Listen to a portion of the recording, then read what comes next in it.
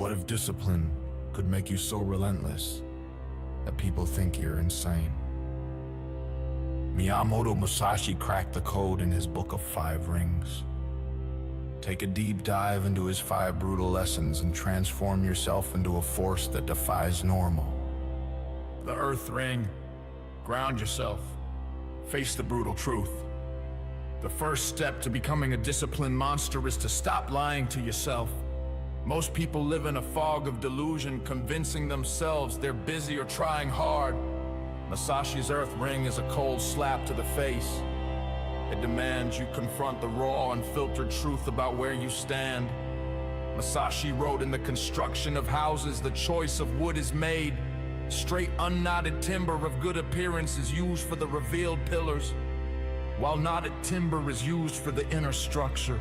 Translation: you can't build anything strong until you know precisely what you're working with, including its strengths and weaknesses.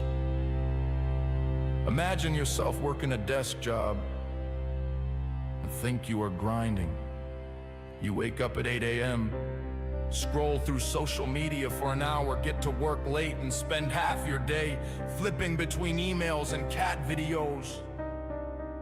And by evening, you feel exhausted from doing nothing real. Sound familiar? But what if you decided to track every minute of your day for a week and find out that the results were even more ugly than you think? 5 hours a day on your phone, 3 hours of actual work, and a whole lot of mental noise. You aren't busy. You are just a slave to distraction. The Earth Ring principle is simple but savage. Know every crack in your foundation. Musashi, do not sugarcoat it. The way of the warrior is resolute acceptance of death. In discipline, that means accepting the death of your ego. You're not as productive as you think. You're not as focused as you claim. Track your time, your habits, your thoughts. Write down every minute spent scrolling, every task you avoided, every excuse you made. The numbers don't lie. Even if you do, that's the Earth Ring at work. It's not about feeling good, it's about seeing clearly. You can't change what you don't see. Start here. Rip the blindfold off. The truth hurts, but it's the only way to build something unbreakable. Watering. Go with the flow. So now you've seen the truth. Now what? Most people try to overhaul everything overnight. They set 5 a.m. alarms, plan 3-hour gym sessions, and swear off their phone forever. By day 3, they're burned out and back to square one, hating themselves. Musashi's water ring teaches you to stop fighting reality like an idiot. Water doesn't smash through a rock, it flows around it, carving paths over time. Musashi said, water adopts the shape of its receptacle. This isn't about being soft, it's about being smart. Instead of forcing a brutal routine, you start small. 15 minutes earlier than usual, 10 push-ups, 20 minutes of focused work before a break. Pathetic, maybe, but by week 2, he was up to 20 push-ups and 40-minute work blocks without collapsing. Musashi himself didn't start with steel swords. He honed his craft with wooden ones, mastering the basics before dueling for blood. As Bruce Lee put it, don't pray for an easy life, pray for the strength to endure a difficult one. The water ring is about persistence over perfection. Can't read a book a week, read a page a day. Can't run a mile, walk a block, your brain expects you to fail, so trick it by winning small. Each tiny victory rewires your identity, get your dopamine from progress and achievements, not from likes on a post. By month's end, you will naturally wake up at 6 a.m., naturally work out for 30 minutes and clock 3 hours of deep work. Not because you forced it, but because you flow toward it. Stop trying to be a hero. Be water. It's not sexy, but it's unstoppable. The firing Imagine yourself at this point. Getting up at 6 a.m., workouts on point, work sessions laser focus. Then you see a co-worker half your age pulling all-nighters and closing deals you couldn't dream of. The fire hit, anger, envy, self-doubt. I'm a failure, you think to yourself as you skip your next workout, then another. And before you know it, you are starting to lose progress. The firing, where most people burn out. But Masashi used fire in a different way. He wrote, "The spirit of fire is fierce, whether the fire be small or big." It's not about avoiding anger, it's about redirecting it. Masashi's father died when he was 7, leaving him with nothing but rage. Instead of collapsing, he channeled it into 14-hour training days. Every sword swing was a middle finger to his pain. Your anger is fuel, but only if you aim it at your weaknesses, not yourself. Catch yourself staring in the mirror when you're ready to call yourself a loser, then flip the script. Tell yourself, "I'm not staying this way," and then start a nightly ritual. Write down what pissed you off that day. Skipped a workout, ate junk, got distracted, then turn each into a mission. Angry about 20 push-ups. Tomorrow's 25th. Mad about scrolling during work. Phone's off tomorrow. This isn't about positive thinking, it's about productive rage. As Nietzsche said, that which does not kill us makes us stronger. Progress will explode. Your workouts hit 45 minutes. Your work blocks will stretch to 4 hours, not because he found motivation, but because he stopped wasting fire on self-hatred and started burning as mediocrity. Your anger is a weapon. Point it at the problem, not the mirror. The fire ring doesn't just keep you going, it makes you dangerous. 00061394. 3 months in, you will be unrecognizable. Up at 5:30 a.m. without an alarm, hitting 50 push-ups, nailing 5-hour work sessions. Friends started whispering, "What's wrong with him?" But then the wind begins whispering back, "You're good enough now, ease up." The wind ring is the trap of success, Masashi wrote. In the way of strategy, do not think you have arrived. At 50, after 60 undefeated duels, he still called himself a student. Why? Because the moment you think you've made it, you're done. Masashi studied other sword schools not to mock them, but to stay sharp. He knew the real enemy was the voice saying, "I'm good enough." Don't learn this the hard way. A skipped workout turns into a week of regression. The wind ring demands you stay a student forever. Instead, set a new rule. Every month, find someone better, a mentor, a colleague, or even a stranger on social media, crushing it, and study them. Someone who can challenge your discipline and keep you hungry. There is a quote that goes like this: "The first step is to establish that something is possible, then probability will occur." The wind ring keeps you chasing what's possible, never settling for probable. Stay curious, stay inadequate, keep growing. The void ring, the eternal war. 6 months in, you will hit a wall, not physical, but existential. You will realize discipline isn't a destination, it's a war without end. The thought can make you sick. I'll track my time forever, fight laziness forever. The void ring is Masashi's final lesson, the one that separates warriors from quitters. He wrote, "In the void is virtue and no evil." The void isn't emptiness, it's acceptance. Accept that discipline never gets easier, you just get stronger, it doesn't end. The void ring isn't about winning, it's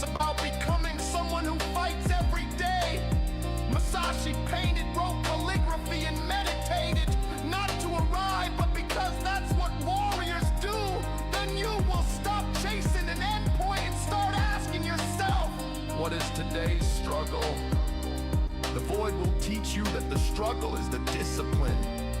Here's the paradox. When you embrace the eternal war, it stops feeling like war. It becomes a part of your nature, like breathing. As Musashi said, today is victory over yourself from yesterday. The five rings, Earth's truth, waters flow, fire's fury, wins hunger, voids acceptance, aren't steps to a finish line. They're a cycle, a way of living that makes you so disciplined. People will call you crazy, and deep down you'll know they're not wrong. You've just chosen to live like a word in a world of sleepwalkers. The rings are calling. Will you answer? Thank you for watching.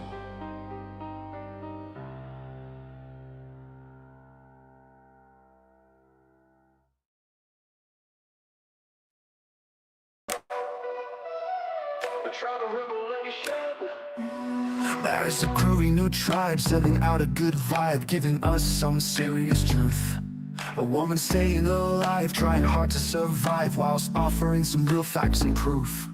In a tribe of many nations with skills from all vocations, we united with one true aim: to stop all the injustice, excuses we don't trust us, so we're bringing facts to change the game. We're a tribe of love and morals, with true freedom on our mind. No time for hate and anger, we want a life that can be kind. As a tribe we love nature, she's the key to our future, and together we weigh reality. For the balance shows the lies, and the logic opens eyes for those that are ready to see. For those that are blind, we try to help them find their way through the villains and snakes. We can all lend a hand, we can all make a stand, and reveal all the puppets and fakes. We're a tribe of love and morals, with true freedom on our mind. No time for hate and anger, we want a life that can be kind. They are just not prepared for the tribe of revelation. We are not backing down, we're causing a sensation. They cannot divide us, we're done with segregation. We are coming for the criminals who want a population. We will find them, we will bind them, we will lock them all away. Then we will hold the trials and give them their judgment day.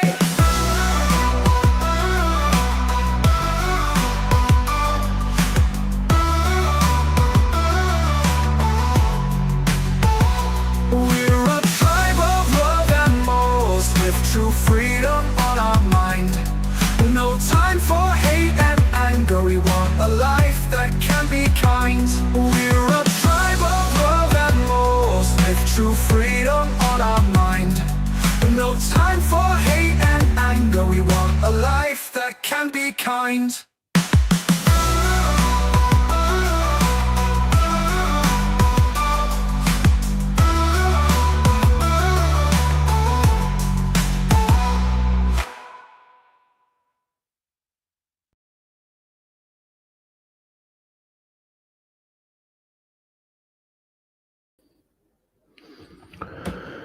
Yeah, and there we go.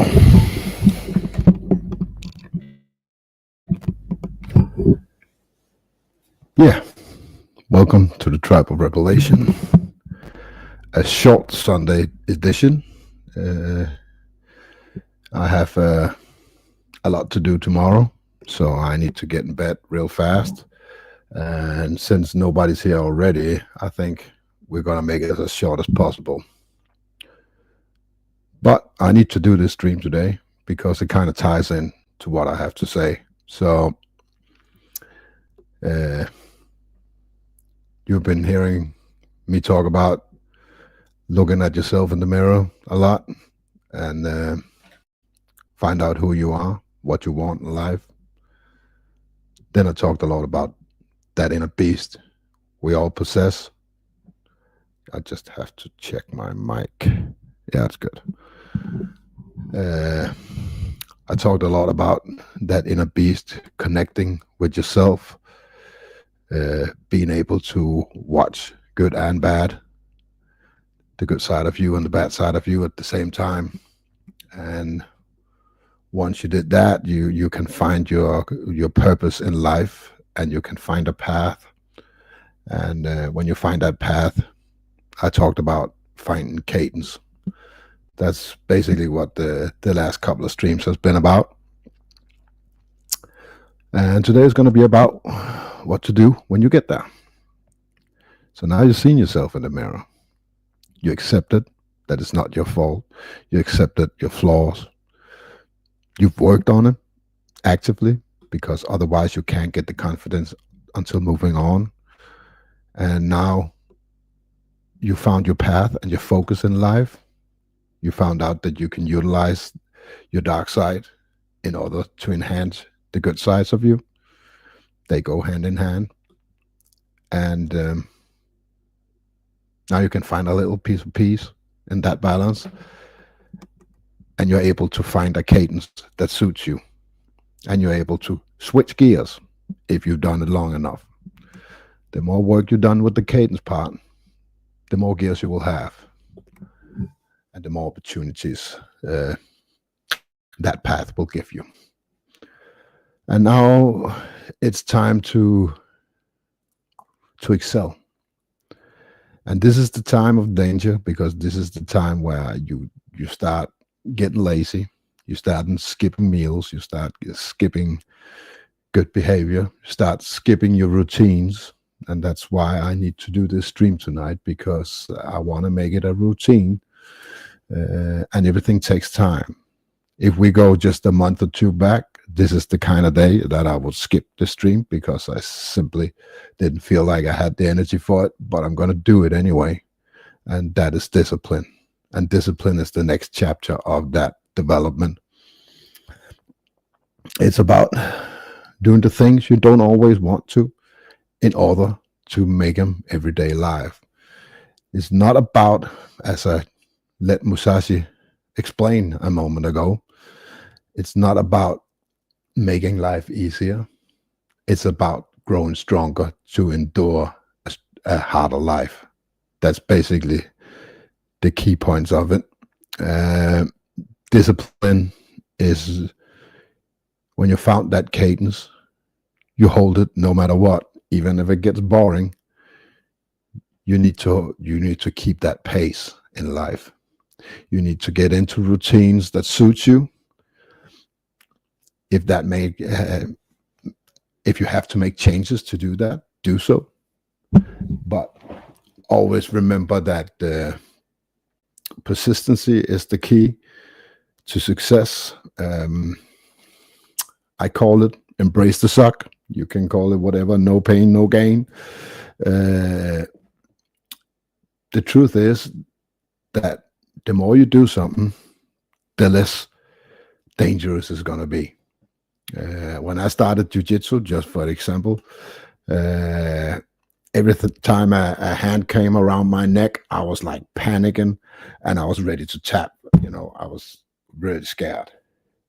Now I can let people get a full-blown choke on me and I don't panic, because I have the knowledge. I know I push my limits and I know how far we can go with that choking thing. I don't have to panic, because I know that when that arm comes around me, I still got time. It's not over. That arm, when it's around my neck and starting feeling the pressure, it's not even in yet. I got 4 or 5 seconds. If I fight it, I got 10 seconds before I get to the position where it's actually cutting off the blood to my brain. And when it does that, I have additional 5, 6 seconds to act. That gives me 15 seconds to get out of that. And I know that. I also know where the point is, where the point of no return. I know when I have to tap, But that limit gets pushed all the time. When I was new, it was the moment the hand came around my neck like this, I was already ready to tap. Now when the hand comes around, I said, well, you got to act, Brian. And I know exactly how to give me another 5 seconds in order to fight the real threat, which is actually somewhere else. It's a good lesson in life too. The threat is never the arm around your neck. The threat is the control of your hips in jiu-jitsu. So that gives me time. I can fight off the choke and I can work with what I need to get off me in order to get out of the choke. Because it's pretty damn hard to get out of a fully locked choke. You know, you need to take away the control he has on you that makes him able to choke you. And that comfort in knowing the step by step what it does to me when I'm in danger, how much danger I'm in, makes me make radical decisions, you know, without panicking. And it's the same thing in life. When it seems hard at first, everything is hard at first, then you have to realize that you just have to do it over and over and over again, and it will be easier. I don't know exactly how that works, but it works. I've done it a lot. You know, if you tell yourself, oh my God, it's hard to run 5 miles, just don't run 2 miles. Go out and run 5 miles. It'll take all day. I don't care. And you just keep doing it until you can do it. And that's basically my mindset. There's nothing you can't do. It doesn't exist. You know, it's just being able to split it up in portions you can eat at any given time. So, yeah, nobody's here today. That's funny, but that's okay. Then I don't disappoint anybody. Am I early? I'm not, right? No, I'm good. That's just nobody here. That's fine. So now you got all that. You're on your path. Everything is working. Now there will be a little voice creeping inside your head. You know what? This is beautiful. I'm relaxed. I got peace. I can take some time off.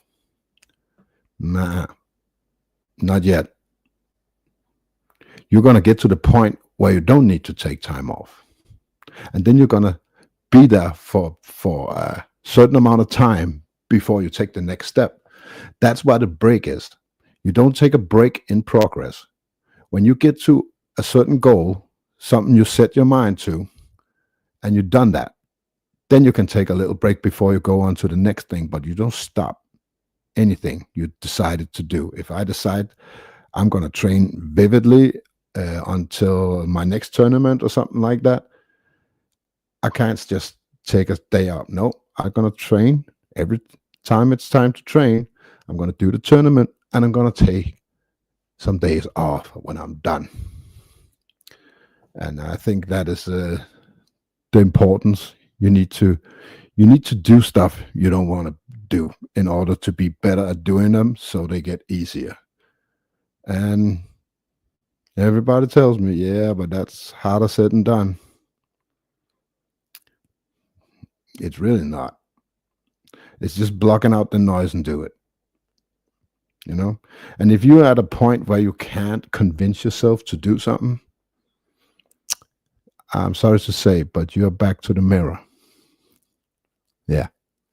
Yeah, that's the message. If you're not able to work with yourself, to have that conversation with yourself, you're back to watching yourself and work on yourself. So, yeah, I'm not saying you should stand up every morning and do a run. If you're not capable of doing that, you just need to follow that cadence you found earlier. You don't have to excel. You know, you're going to do that so much. Follow that routine you have so much until it gets boring. And then you find something new. You know, because there's no better inspiration than boredom. That's just a fact. And yeah. That's kind of the message for today. So if nobody is on YouTube today, I'm going to go to sleep because I'm up at 4:30 tomorrow morning. And it's 10:30 almost, so I can manage to get 6 hours. So I promised myself that I would do this and I would be here for you. But if everybody's gone to bed or haven't got home from your work yet, I'm going to go to bed. So this is my message today. Work on your discipline if you're at that point where discipline is applicable. But you need cadence in order to have discipline. You know, you need to have a rhythm. What the hell is that, Ken, on my YouTube channel?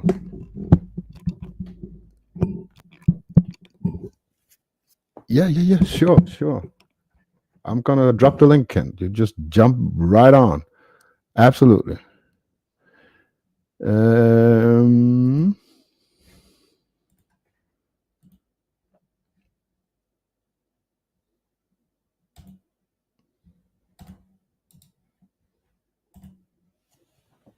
you were just in time. I was just about to shut down the stream.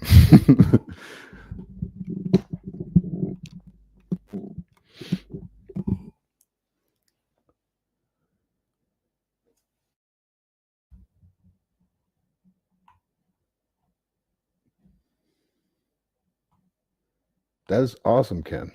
Good to see you, mate.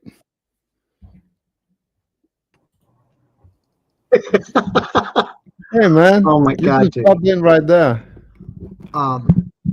Let me. I'm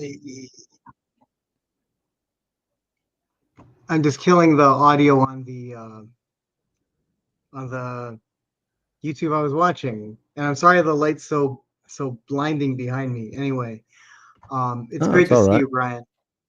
It's Yeah, always you great too. to see you, Polar Bear. I am gonna make this brief because you need your sleep, bro.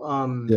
It's But all good. I just want to reinforce that you know, as many voices as you see comments, you've got 1,000,000,000% support for you. I truly appreciate the direction that you're taking because I've done an amount of that myself. It's all internal work, Mm, recognizing what we do and don't have control over, and that as long as we're trying to be the best people that we can be, uh, it's gonna it's going to reach the people that it needs to. yeah. Or at least it's gonna block out the noise, you know? And it's so messed up. I don't even want to touch on a few of the very polarizing and significant things that occurred. I want to say maybe a week and a half ago, but a lot of things then just become Mm, distraction. A lot of people yeah. making uh, Instagram or YouTube posts partly to vent their views, which is fine, but others are clearly using it for content because that's fine. Others are and then others that are making content of it are just muddying the waters. And I will say though that I think that we've hit an inflection point, and it's for the better. Uh, Almost an odd resonance and parallel. What I heard, it was the BBC that said it was only 10,000 or 100,000 people marching in England, and it turned out it was closer to like 3 million. Yeah. We've hit a not just an inflection point, but I think humanity's had to check itself, and more people are on the have moral integrity, which we thought was gravely missing in our current Yeah. day. Um, Things that I saw in your previous posts way back during the COVID era, there are a lot more kinder, well-meaning, and good people than the brainwashed, and things have just gotten to a point where the average person was like, okay, I want to be kind, I want to give a certain person that has certain beliefs some space, and then when they push too far, you give them an inch and they take not a mile but five. You're like, all of a sudden you get to a threshold where you're like, no, I'm Mm, not going to take it anymore.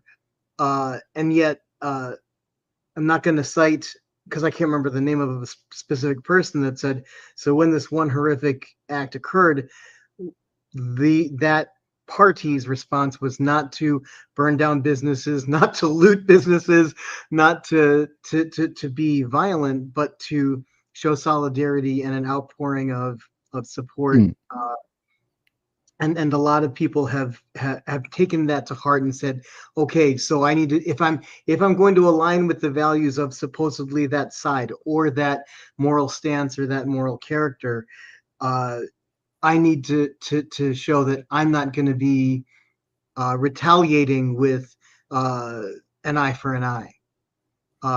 One last quick comment I thought was a funny response, and I'm not saying that the church is the answer for everyone. It certainly isn't for me. I think I made it public some time ago that I don't consider myself a traditional Catholic anymore because there's too much.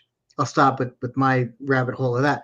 But I liked how one young man posted saying, thanking the current events that he has to walk 5 blocks to get to his church because now everybody's going back to church. It isn't for everybody, but it's showing that certain people are willing to return to a moral high ground or have themselves accountable or go back to something that will hopefully feed their souls or give them direction where society at Yeah. large isn't. But also, what I've been talking about the last couple of weeks is that we have a world full of very very weak men now. You know, Yes, no, I there's agree, absolutely. and women.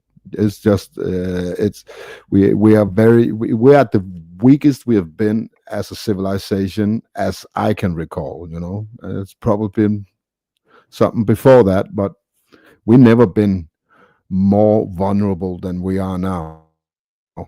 I, And I just think everything you just said is beautiful, but I think it's short lived. You know, oh, I really absolutely, do. and hopefully where it's not, and that's why I'm saying it's.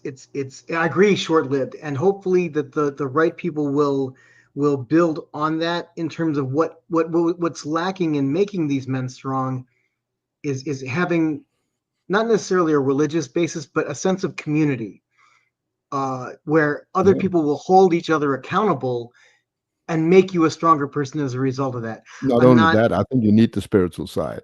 You know, I think you need that. right, But you right, don't have to believe in God to have a spiritual side. You know, there's a lot absolutely, of ways to do that, you know. and So, and you don't have yeah, to go to into a church to believe in God either, you know. That's not a demand either. It's just about finding out there's something bigger than you, and you have to play your part, and you have to walk that path you chose, that you made an agreement. Because I think, like many other people who also believe in God, I believe that that thing is inside of you. You know, many people think God is inside of us all. You know, and I feel that too. I just don't call it God. I call it another version of me. You know, that I learned to listen to over the, especially over the last 5 years, but 10 years mainly. I've learned to listen to that guy and have conversation with that guy. You know, and whatever you call it doesn't matter as long as you do it. You have to have that spiritual uh, foundation. cleansing. Yeah, yeah. Oh, I You like have that. to have it. Cleansing's even better. Yeah, it's better. You have to have that, you know. And whether you call it talking to God, talking to yourself, using your intuition, it doesn't matter as long as you have it, you know. And because that will keep you on the right track.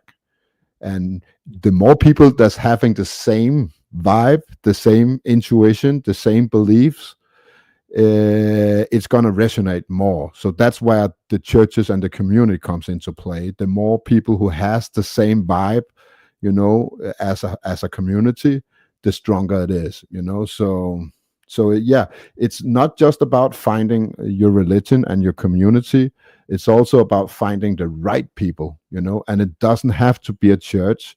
It can be a local card playing card a club or a backgammon club. I don't give a shit what it is, as long as everybody's on the same page and working at the same cadence. You know, that's key. It's finding it in several things. But I agree 1,000,000,000%. I love how you're saying that you have to have basically a talk with yourself. Where is your moral compass? What guides you? And then you can, which resonates with the name of your channel, is that then you'll find your tribe. You need to find people, like-minded people that you resonate with, that and this is where it gets a little dangerous in terms of they hopefully believe what you believe, and that takes a degree of soul searching. It's And not. it's not necessarily they don't have to.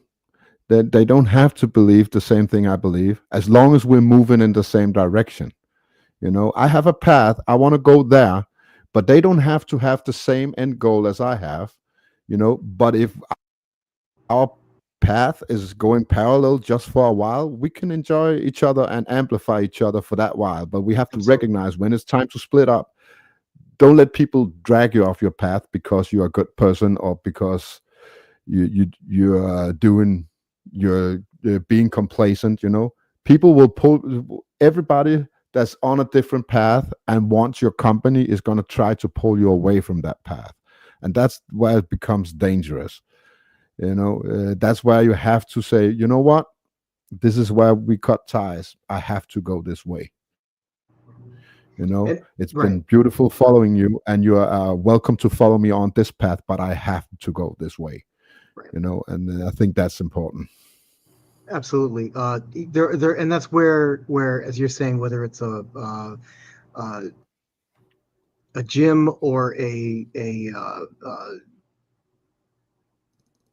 club or something where you find like-minded individuals or who share similar interests. Yeah. It's not that you should necessarily look for that one thing, or church to be that one thing, but you can Yeah. have connections or build connections or build relationships with people of several things, and none of them have to be that very one thing. Uh, Similar to you saying about in terms of weak men, develop yourself so that you can communicate. Yeah. And yes, I'm intentionally dancing around the specific thing because the horrific event I'm specifically not wanting to talk about is how someone who was a great communicator, and yet, in a sense, as Mm. some certain one YouTube video I saw said that they spoke out on the three things that polite company don't talk about: uh, religion, politics, and social diversity, so to speak, which are all hot fire topics. But we need to be able to navigate those and be able to verbalize. Okay, hey, we have a difference of opinion. Then I'm gonna zip my lip, and Mm. we don't need to pursue it further. But at least be unafraid to initiate or get to interact with different people, but also temper that with I'm not gonna get into a fight for the sake of getting into a fight. And you, No. among many people, know that's the whole point of you. When you become a skilled or trained fighter, you're not looking for a fight because it's No. completely unnecessary. Completely. And that's why what I actually love about the gym, because we are many different characters at the gym. You don't have to have the same beliefs in order to walk in the same direction. We are all walking in the same direction. We are 30, 40 practitioners walking in the same direction every Tuesday and Thursday. That's that's it. We want the same thing when we are there, but the moment we get out of that gym, we are 40 different kind of people. But on the mat, all that goes away. It doesn't matter, you know. And you know what the common factor is? What's that? We're all getting stronger. Right. That is our path. That is what we're there for. We all seek the gym to get stronger physically, mentally, and in spirit. Absolutely. And that's what we do when we're there. We are all agreeing that we are here to get stronger.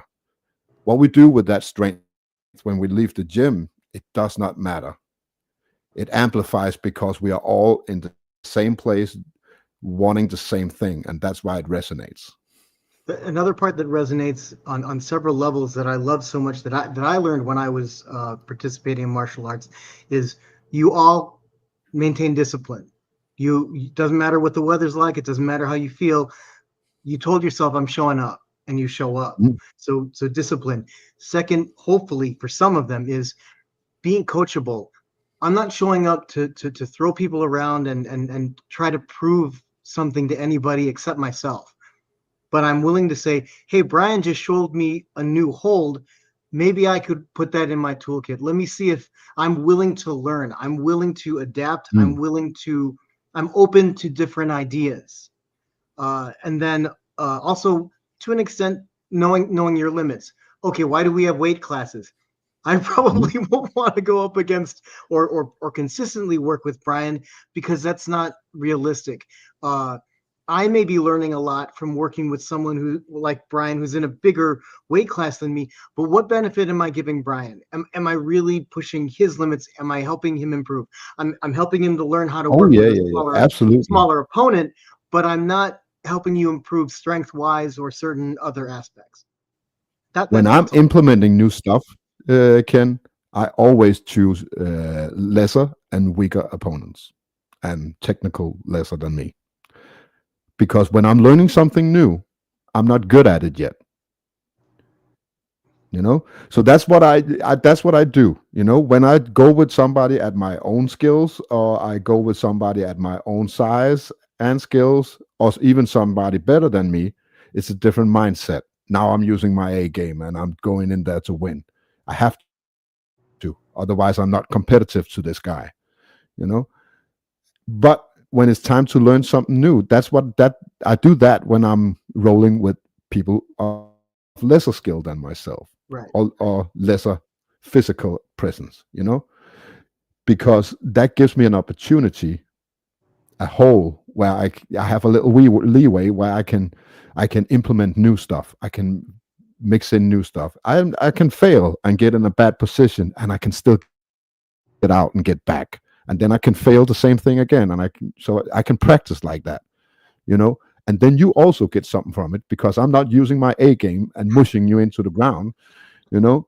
I'm Right. actually trying something I'm not really good at, in order to make it work. And by me doing something I'm not really good at, it gives you room to work too. And that is the perfect symbiosis of it. Absolutely. No, and that's a perfect example of even more than just certainly, hopefully you go to for those who attend church, it feeds your soul. It's repetition of a moral lesson, or that hopefully you can even get more out of it.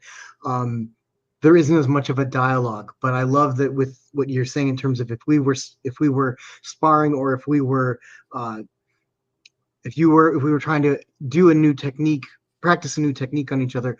There's a thing where you can point out, hey Ken, your guard's a little low, or hey, look, there's an opening, etc. That Yeah, literally working with your partner in order for both people to get the absolutely. optimal benefit That is out of many people don't realize that jiu-jitsu is a team sport.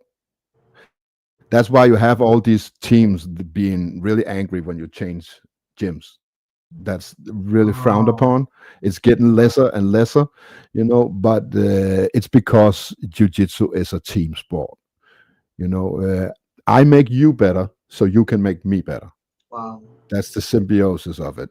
you know that's crazy good. I am not going to make you better by smushing you into the ground with my A game, and I'm not going to get anybody better by smushing you into the ground with my A game. you Right. know so instead, I give you leeway to get me into bad position I otherwise wouldn't have gotten in, and I get to practice something I don't get to practice that often. So, and you get to defend my A game, you know but I'm letting you kind of slip out of it. If I got something, I got a hold, or I got a choke that I know I can finish, I let it go and I continue. you know That's awesome. yeah, I let Wow, it wow, go. wow. And because I have nothing to prove, I can finish this choke. It's fine. you know but not only did I finish the choke and prove nothing, I also have killed my opponent, and now he has no energy for the rest of the row. you Wow. know so Right, he's not going to get any better by being choked out. right. So I'm doing myself a favor by letting him go, or letting him slip out of certain positions, you know, and even try something so he sees openings.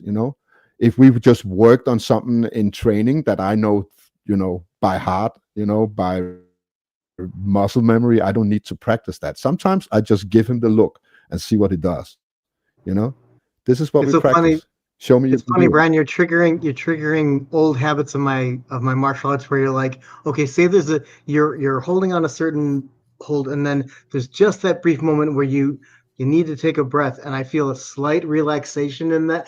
I should that's gonna you taking a breath or easing up a little gives me an opening, and I should try to take advantage of that. Yeah. It's That's great, It all man. depends on who I'm rolling with, really. Absolutely. You know, there are competitive guys in there, you know, and you need to show them for a brief second that you won, you know, otherwise they won't remember it, you know. That's just how it works. If they have ego, and some of the guys still do, you know, so instead of just letting it go, I'm just going to do, I'm going to give him a quick squeeze so he feels like everything is shutting off, and then I'm going to let go. You know, I'm going to give him a little shock, you know, and if it's a lesser guy, I'm not even going to do it. The moment I Right. get him in here and I'm ready, you know, I'm You just going know to slide it's and go gonna into another position, you know. So But right, that when you can feel that, and it'd be lights out, you're like, okay, we need to work more, because if it's lights out, then you haven't learned anything, he hasn't but learned imagine anything. if you have a community like that. What comes Right. around goes That's around. yeah, I have black belts in my gyms. They do the same thing to me, you know. They put me in position where they know they can finish, and then they let me go, you know. that's And if amazing. you know that, if you can lay your ego away like that and understand it, I make you better, you can make me better. Because a black belt can smush any white belts anytime. I literally think that I don't care. Maybe if you have wrestling or some other background, you know, but if you have no background at all, it will take you a black belt 10 seconds to submit you. Yeah, That's no, it. absolutely, absolutely. That's all you need. 10 seconds, then you're dead, you know. And if the black belt knows this, you know, but what is the point? He can use this next 6 months tapping out a white belt every 10 seconds and nobody benefited at all. Absolutely, right, right, right. But if you let the white belt work and he becomes a blue belt, now you have threats, you know? Now you're getting better because he's better. Absolutely. You're reminding me of the first time a teacher during a training session said to me, okay, Ken, you're going to teach Form 1 to this new student. And Mhm. for the first couple weeks, if or by the second week, if that new student doesn't do the form correctly, I'm not going to blame the new student. I'm going to blame you, Ken, because you're the one instructing him. So you need to be that gave me responsibility, meaning I can't just half-ass it. I can't say, okay, these are the steps, do your best. I need to check and make sure that his form is correct, because I'm going to be punished if he doesn't do it correctly. It's Where again, basically the like you same said, thing. Yeah. it's building that improvement, meaning, well, now I'm taking on, I have the, uh, it's on me to help that student Yeah, it's improve. your responsibility. It's Yeah. my responsibility. Yeah. And Well, we have the same thing. It's just unwritten in a jiu-jitsu gym. We have the sure, exact same thing. absolutely. You know, No, if I what you were see, describing is look, exactly that. yeah, if and it happens. Sometimes I see some blue belt. He's just having a day where he needs to squeeze every new white belt he can find. You know, and yeah, it happens. You know, That's hilarious. and he's just rolling. I was like, oh my god, he's maybe he learned something new choke and it's just working That and he's choking okay, all the white belts out. okay. I can I'm see that. gonna go. Hey, Jason, come over here. You're gonna roll with me. You know. Nice, nice, nice. Okay, you got an ego boost for a couple students. It's time to get over here. Yeah, yeah, get over here, you know, and I'm gonna put you back That's in awesome. on the humble train, you know. Perfect. No, and it again, you're reinforcing that whole point of that's where the community checks itself, where the checks and balances come in, and that's awesome. And Jason has to be willing to accept that. That it's Yeah, great. you know the That's funny how. part really is that the moment you say it, Jason knows. He already knows. He knows. Oh shit! That's Maybe true. I went too far on this one. Yeah. No, Okay. Okay. I'll go roll with the coach. I'm gonna give you a moment to decide if you. It's always great catching up with you. I know how important it is, basically because of what we're talking. You need to get rest. Rest is so important that if you want to close things off now, unless there's No, something else that there was I'll on your give it mind that you 20 wanted more to. minutes. Then it's Great. 11 here. That's fine. 20 more minutes. That's what we All right, have. all right, brother. Is there anything specific? I don't want us to because Well, it's today not we're the talking about discipline, really, and we're okay. already doing that. So it's that's kind of the mantra of this stream today. It's about the last 3 weeks. I don't know if you've seen any of them, but I've been talking about finding yourself. I've been talking about utilizing the inner beast we all have, and I've talked about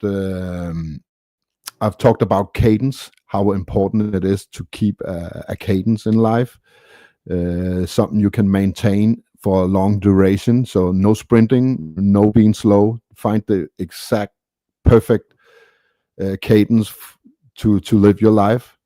And today we're talking about discipline.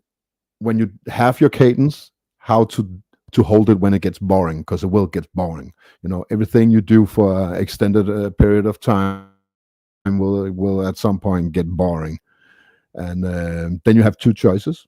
I can keep it like this, and it will be boring, but I'll be on top for this amount of time, or you can go straight into the next one. But my message today is never stop in the middle of progress. uh, if you set yourself a goal, you continue until you're on that goal. You keep that goal until it gets boring. And if you need a break, that's why you take the break. You take the break on the top of the mountain, not on the way up. Gotcha. So yeah, that's the message. And there's many, whether it's business, uh, artistic expression, or what have you. When I think that's maybe you and I have talked about it before. What's the definition of a black belt? Uh, Master of basics.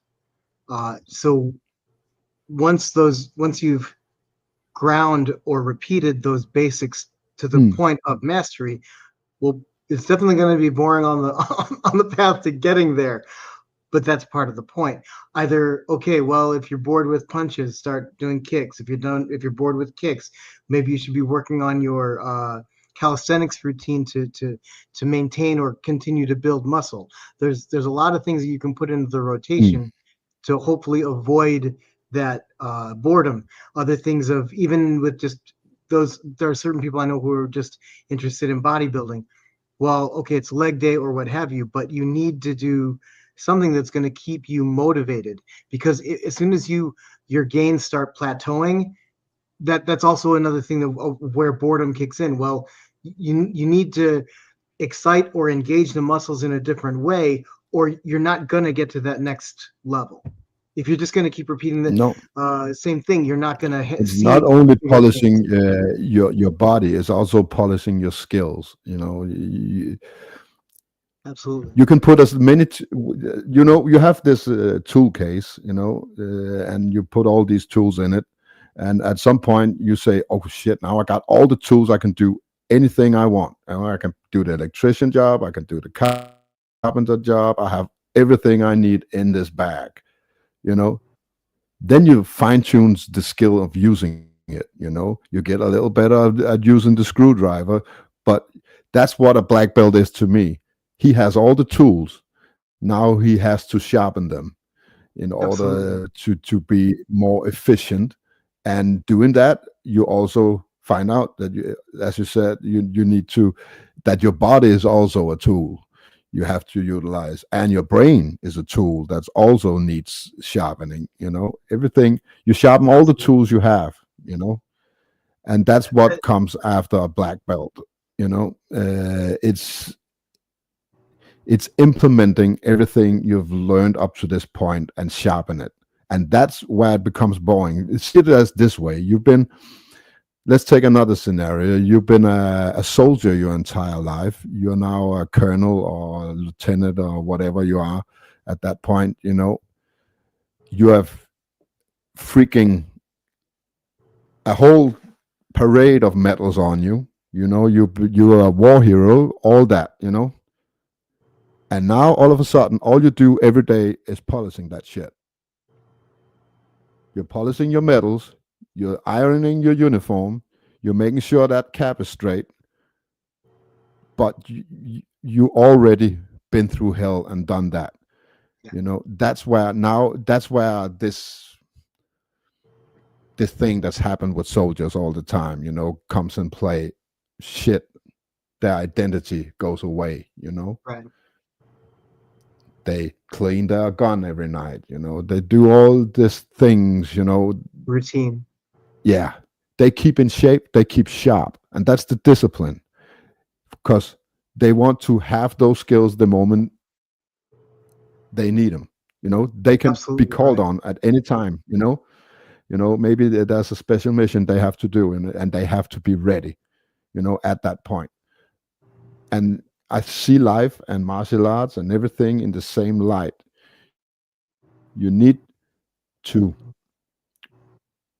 be able to do the discipline and sharpen those tools even when it's not in the time of combat. Even when there's no war, you need to have them ready.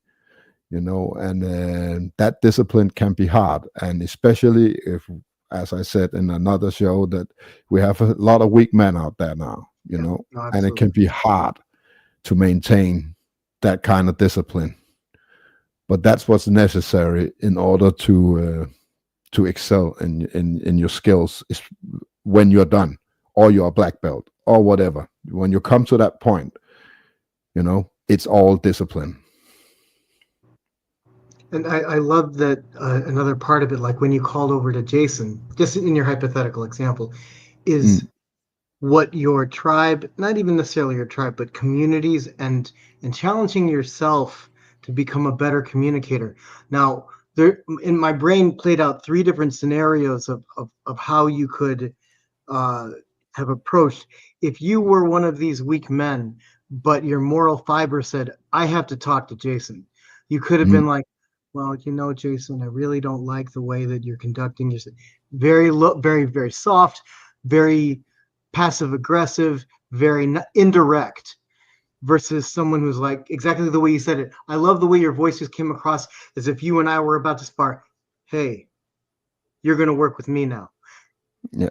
Versus someone going, hey, you didn't need to shout across the gym. You didn't need to verbally humiliate him in front of Mm, everybody. So the first and the third voices I use are a way you could do it, but what you and I would classify as wrong. You're not going to be effective if you're the first soft voice. You're going to be you're going to send the wrong message if you use the third voice. You yeah. shouldn't need to shout.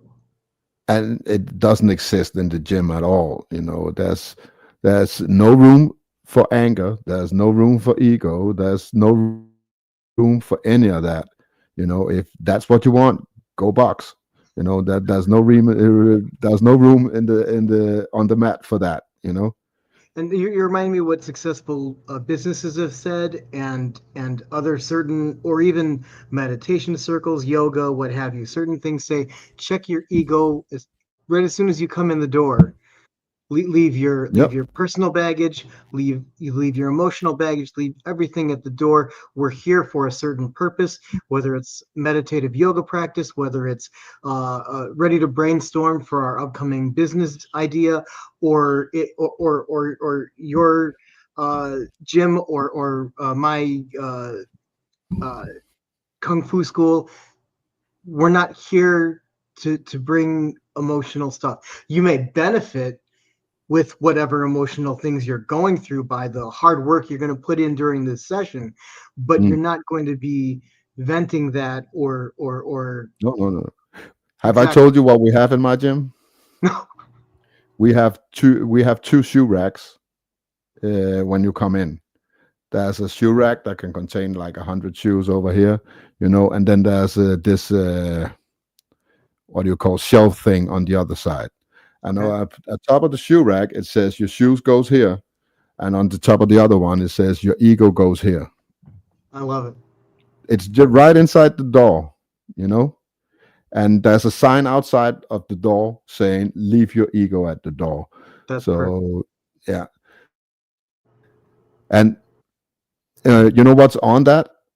That's kind of the funny stuff. People have has taken it so seriously now, so they put items they they kind of think is their ego thing, know, on the ego shelf. So you will have I'll put my big chain on it when I go there. I have this big chain on it, and I put that's my ego. I put I it love it. on the ego shelf. Some have a zipper light or whatever it is. They have something that they do their manlyhood with thing. Sometimes there's even a knife on there. It That's happens. awesome. The, You the the know, the beautiful thing about that is that as people are walking in, is if they see an object over there, they're like, no one is above. Go ahead and put something on. You got something. it's not unusual to see That is 20, awesome. 25 items lying there. That is Uh, it, awesome. to me, it's a ritual.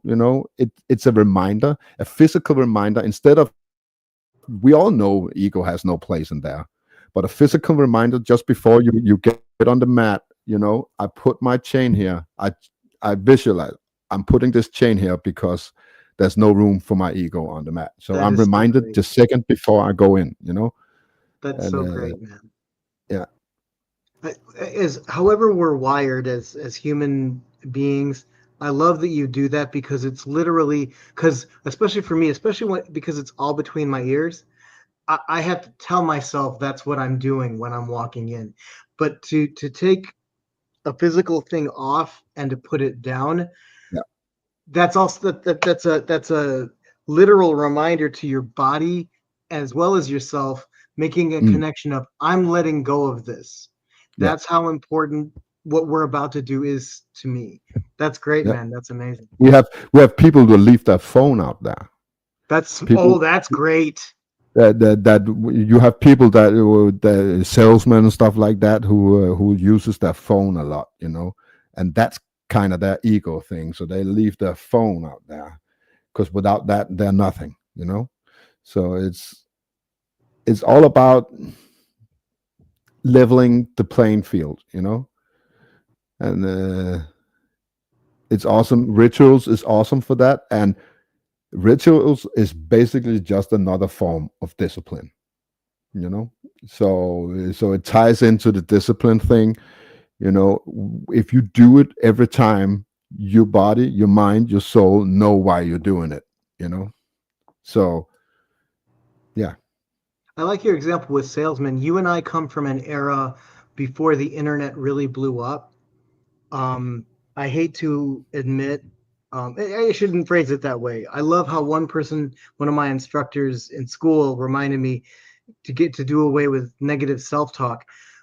This thing, the phone, the black mirror, has become such a commonplace tool, but particularly a salesman, he may identify that this is my identity.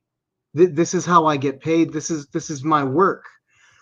And to Mm, be able to recognize it as their ego and put it on that shelf is awesome.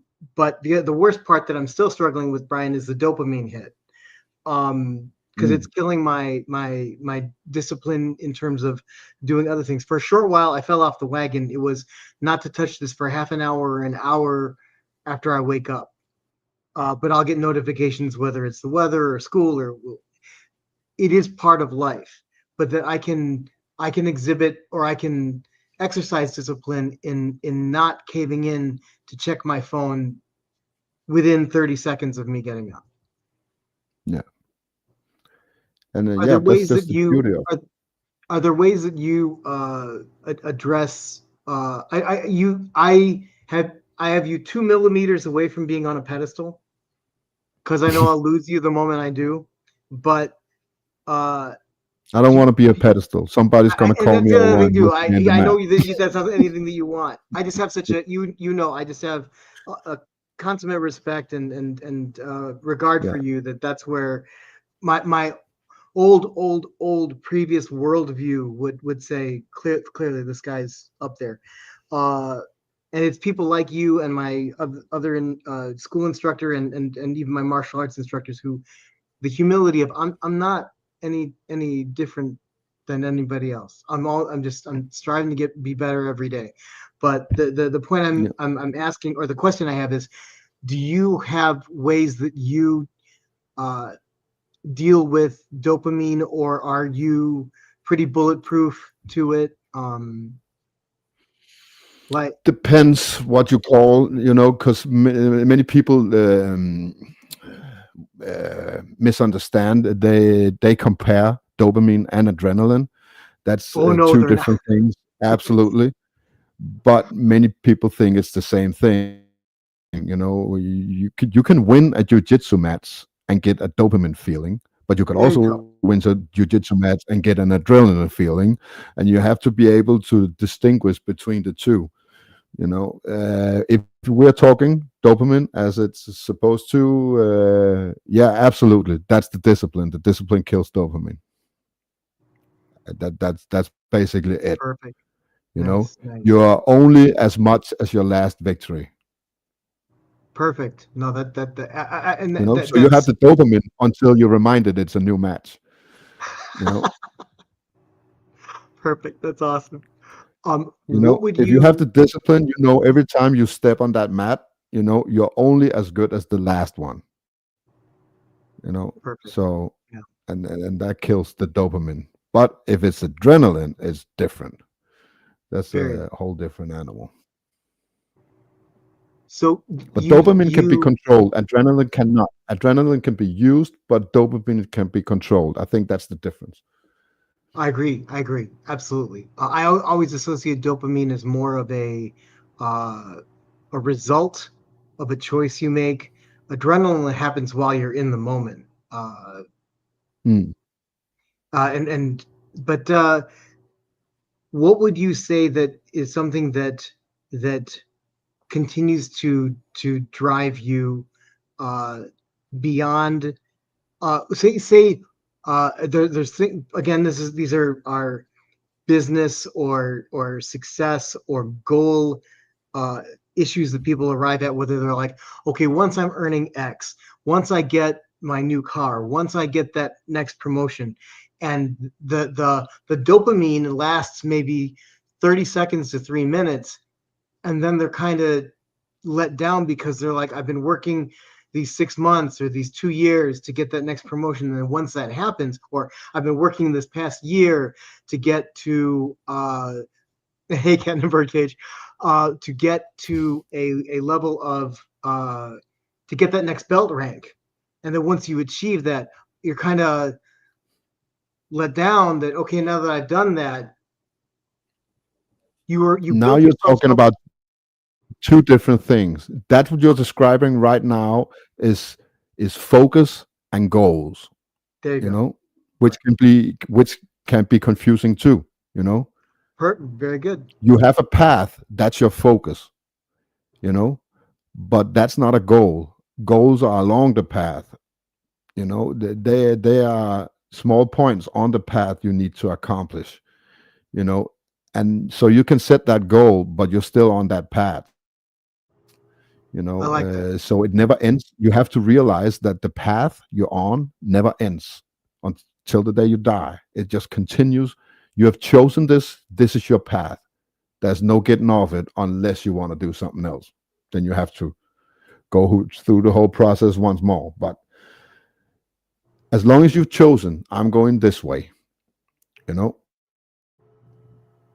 you have to realize that everything you accomplish on the way is just goals. It's just another accomplishment. But the moment you get there, you have to set a new one.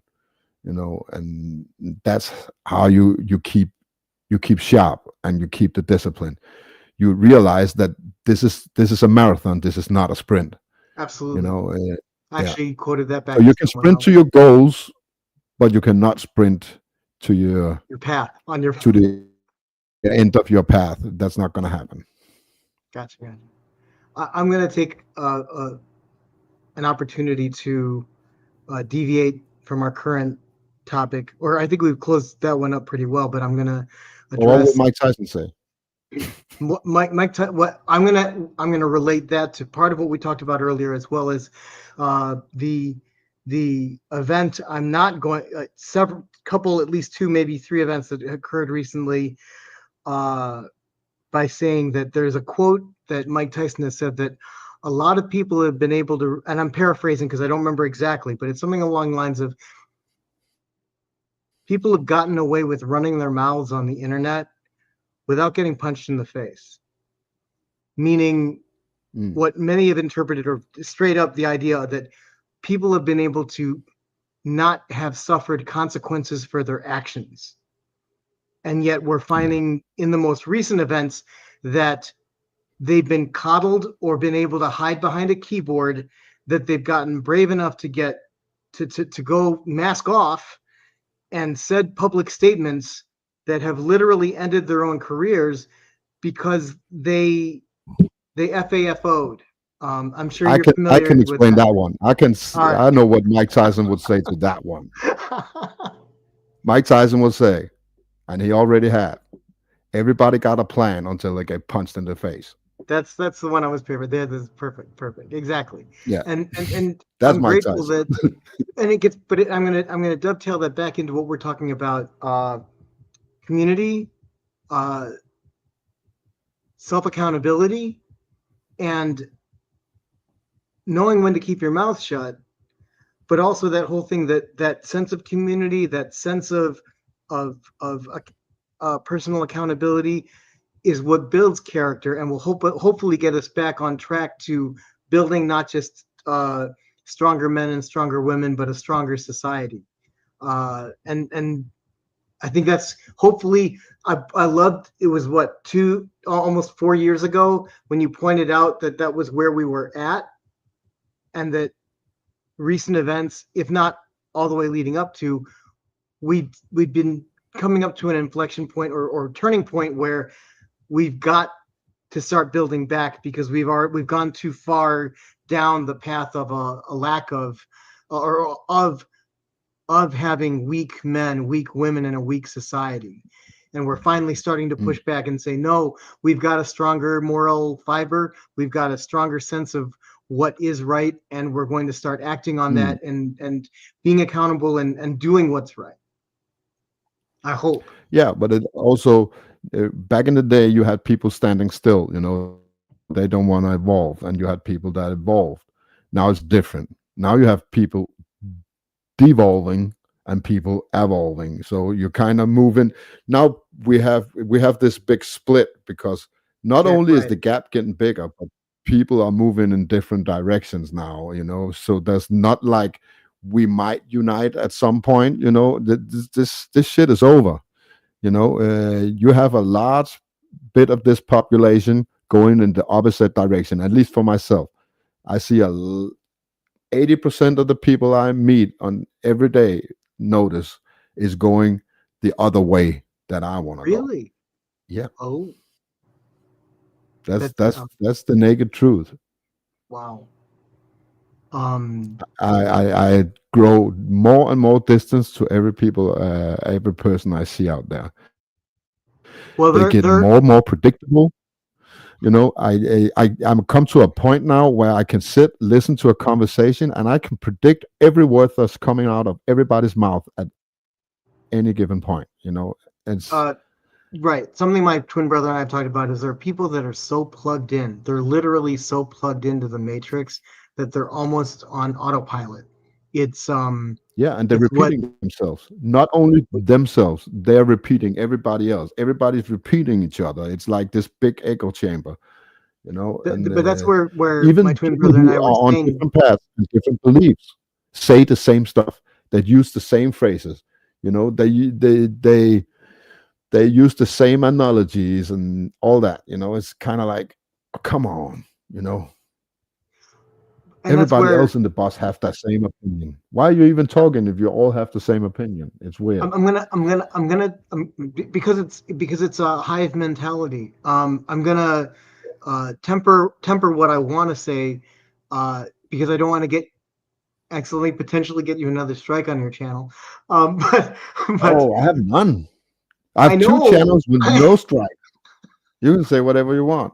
No, We and just but take a that's break. another reason why I think we've hit an inflection point.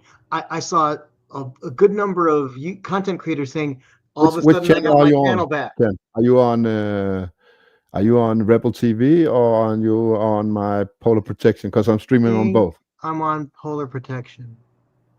No, I'm on Rebel TV. Okay. Um, the point being that, and I'm glad you're streaming on both. Um, the thing is that where my twin brother and I we were talking about this during the during the COVID era. Are people NPCs or bots? Are these people that are literally running on a script, or what certain uh, uh, I don't like the word spirituality, but I'll use it as a proxy right now. Certain Instagram or YouTube spirituality channels will say these people are the background characters. They're Mm. not really uh, they're not quote unquote really there. Your brain and however much control you give yourself over this matrix, they're Mm. filler. If I go to the airport, I don't interact with everybody that's catching 70 different flights that I'm not related to. But my brain says there've got to be people traveling to other places. And so the girl in the cute skirt, she's there, but I'm not going to interact with her. And she has nothing to do with my recent trip to Hawaii. But my brain places her there because I've told myself they're going to be people at the airport. You know what I'm saying? Uh, Yeah. they're just background. Like if you're watching a TV show or a movie, there are people in the background. You never find out about what that man in the suit or the kid in the baseball cap did, but they were there in that scene. But they're just background, Yeah. if that makes sense. So Yeah. Yeah. it shows you've elevated your awareness and your perception and assessment of a situation when you can predict what they're going to say, because Yeah. that's not the frequency that you're on. You're on a Yeah. frequency to challenge yourself and to evolve. Yeah. Yeah. And not only that, it's also about standards. Back in the day, if you saw a beautiful girl, she automatically got some attention. And now it's more like, you know, you see a beautiful girl and she gets attention until she opens her mouth. I'm like, oh shit, I'm gone. It's like, uh, That's a different yeah, rabbit that's hole. not I'm gonna not work gonna. for me. Yeah, yeah, no. Mm-mm. And but that's the people are people, and that when you get to interact with them on a one-on-one basis, it isn't the way social media would have you believe. No. I agree with another content creator. He's passed away, God rest his soul, but he was one of the first people that said to me, that said, you actually, and I'm still struggling with this, that your body, you yourself, your soul, your higher self, like what you said, whatever, your God spark, you have all of your own answers, but you need to quiet your mind. You need to go inside and talk to yourself. You mentioned that you talk to that guy, and that's where you get a Mm. majority of your direction from. And I'm still working on or struggling with that because I let myself get distracted by all the stuff out here. But that when you can do that and use that intuition and use that as your guiding force for the path you put yourself on, then that's all that you need to listen to. Yeah. You're gonna But you reinforce also it. You're need gonna to keep understand yourself. that that's a lonely road. Absolutely. Because No, the absolutely. more you put your trust in that guy inside of you, the more you lose trust in everybody. If you and that other side of you is evolving and everybody else is standing still, you lose trust in your surroundings. So every time you need answers, you want something in life, you go internal instead of to your community. So it becomes a lonely road. I'm at the point now where we're not only talking, we're arguing. You know, we are having discussions. Sometimes I'm like, fuck, what are you doing, man? Come on. You know. and I have this voice in me explaining me what we're doing, and I'm like, yeah, I'm not fucking doing that. I'm going to training. When I come back, you better wise up. You know. Just And an sometimes example. it's I have. absolutely part of the motivation that I have every once in a while is something I see on uh, videos to motivate you as a person, or sometimes more specifically on the topic of strength training or whatever. Is they're saying, they're going, no one is coming to save you. You have to be the best you that you can possibly be, Mm, because and another phrase that became popular on Joe Rogan's podcast, better to be a warrior in a garden than a gardener in a mm. war. Yeah, that's Musashi. Absolutely, exactly. So the point being that what if given the option, and it doesn't have to be Gardner, it's and it gets back to what's helped because of the sheer amount of content I've seen of that basis. There's a lot of guys that are like, forget society, forget women. Mm, I need to get in the gym. I have the only thing stopping me from improving myself is me. So if I mm. can get that out of the way, then there's no limit, because you Yeah, and use that to keep motivating yourself. but it's all about building strength. And building strength is consistency and it's discipline. It's not taking a day off even when it sucks. That's how we work. If you can go through that mentality, then you go from you needed before that you needed motivation, but now you need challenge. You change the mentality from needing to be motivated to need a challenge. So instead of seeking motivation, you seek challenges. Wow. And I think that's the tipping point. You want to go to. That's what you want to obtain. The moment you feel like, yeah, that's a good challenge, instead of saying, I need motivation to do this, that's where things change. And they can be. I'm going to keep expanding it because I love the direction you're going. Uh, but another part of that is like, I'm trying to do it in terms of what they call I think the phrase is neural plasticity. If you keep challenging your brain, it'll surprise you. Don't think, well, I'm old. I don't think I can. This old dog can't learn new tricks. Yes, you can. In that, like, the best and worst Christmas gift my older brother gave me was an electric guitar. I'm ridiculously intimidated to learn how to play that. Our good friend Doc Rock has said to me, just mess around on it, just fuck around on it, and that's how he Yeah. self-taught learned. But I'm very still either intimidated by it, and it's that bad case. I'm sure you've felt this way possibly about certain tasks of, well, I know that's going to take time, and I'm going to fuck up while I take Mm. time to do it, and that's what's stopping me from bothering to take time to do it. So but whether it's music, other interests, oh God, oh my God, Brian. I recently started improving on cooking, and that wouldn't have happened if I didn't challenge myself. Here we go. Here we go.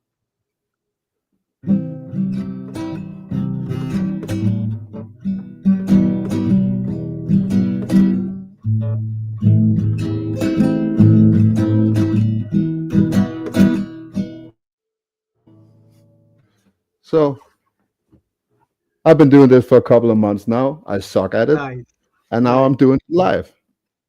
You know why? Because you're a badass.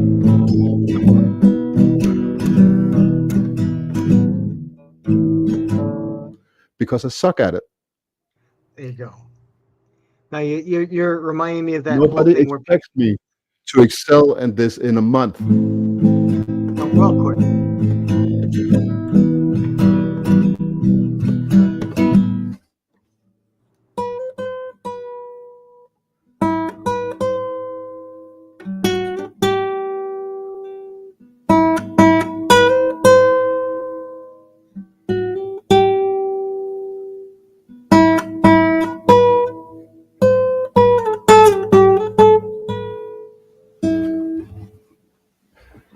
my God, Brian. When you Challenging get to topic. that point, it ties exactly into what I was just saying. When you get to that point where you don't need motivation to do something, you don't need recognitions to do something, Oh, you just definitely. do it because it's a challenge, and it doesn't matter what people think. You just do it, and you keep on doing it, and you will be suck for as long as you need to suck. But if you don't do it, you never get better. So jump in that shit. The moment you get the thought, just do it, and you suck for as long as it takes. That's the discipline. You're helping me realize and reinforce, like there's a side of pork that my mom had us defrost earlier, and I'm gonna prepare it in a way, the Filipinos call it lechon, where we're gonna make it so that the skin that's still on that side of pork becomes really crispy. Um, it's basically a foolproof method of cooking, but you're helping me reinforce to myself, don't think of it as mundane. Know that you repeating it is helping you skill up and reinforcing that it's something that you could do. I wasn't confident Mm. about cooking until like before, like several years back. I was just happy to make an egg and then make an egg omelet. Then I started throwing veggies in. Now I'm making egg omelets with veggies in them all the time, and it's not a big deal. But 3 years ago, it was a big deal. Mm. God bless you with the guitar. Doc Rock will be happy to know that you've inspired me to pick that damn thing up again. Um, like even my twin Here's brother the should be an thing. ongoing. What was that, Brian? Instead of having a mindset where you might fail, you're having a mindset where you can't fail. And And challenging you do myself. and you do whatever it takes to get to that mindset. You know? It Thanks, Brian. and I used everything else. If I wasn't in the place I would now, I would not pick up a guitar. I'm not very good at playing on a live stream, you know. But I am so mentally strong. I have so many values in life that it doesn't matter that I suck at the guitar. It's okay. That's And awesome. I will never get any better if I don't suck. I have to suck for a certain amount of time in order to get better.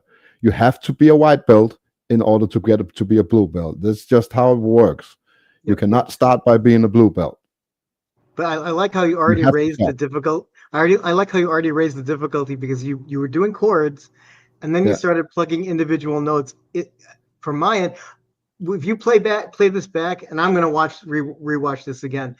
Uh, I was smiling from ear to ear the entire time for what you were doing.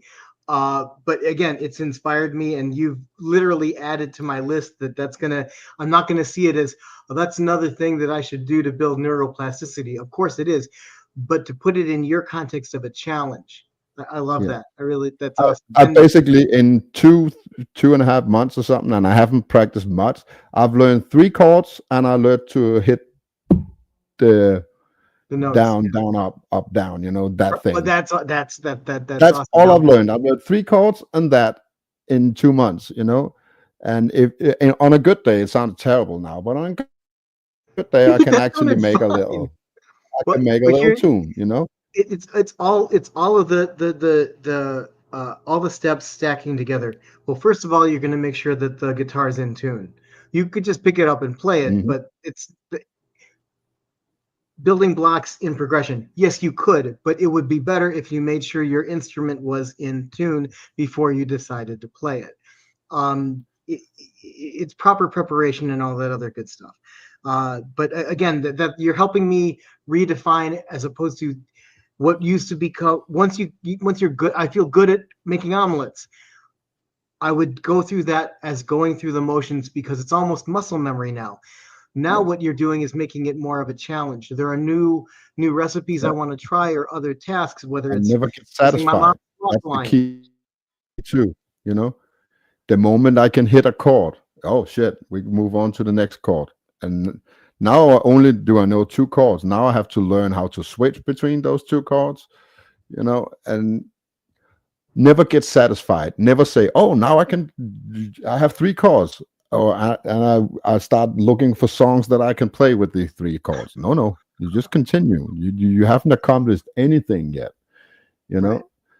And Oh, wait, dude. I think that's the mindset you need to put in everything. You know, you don't wanna ever feel like you're getting there. I'm moving the goalpost before I get there. I never want to get there. The moment I get there, that's why I get all cocky, and that's why You're and you know, I'm gonna put up my arms and I have my gold medal on me, and yeah, I did it. You know, no, I'm not. I used to do that. You know, when I was a white belt and a blue belt. You know, I used to do that. You know, but now it's more like when I'm almost there, I up the antes. So normally in my own weight class, in my own belt class, I practice against people on my similar age. It's 40 plus, you know, even though I'm 50 now. So I compete dude. with them. So when I start beating everybody up, you know, even though I haven't excelled another belt, I say, you know what, this is not challenging no more. So I put myself in adult class. So I fight against 25-year-olds instead, and of course I lose. You know, but I lose on my own terms. You know, That's it. Yeah. Great. yeah. I'll just remind you. I decided to make it hard. That's why I'm losing. I'm not losing because I suck. I lose because I decided to give myself a challenge, and it's Perfect. all right. The Yeah. moment you're Yeah. pushing yourself, that is why you're allowed to lose.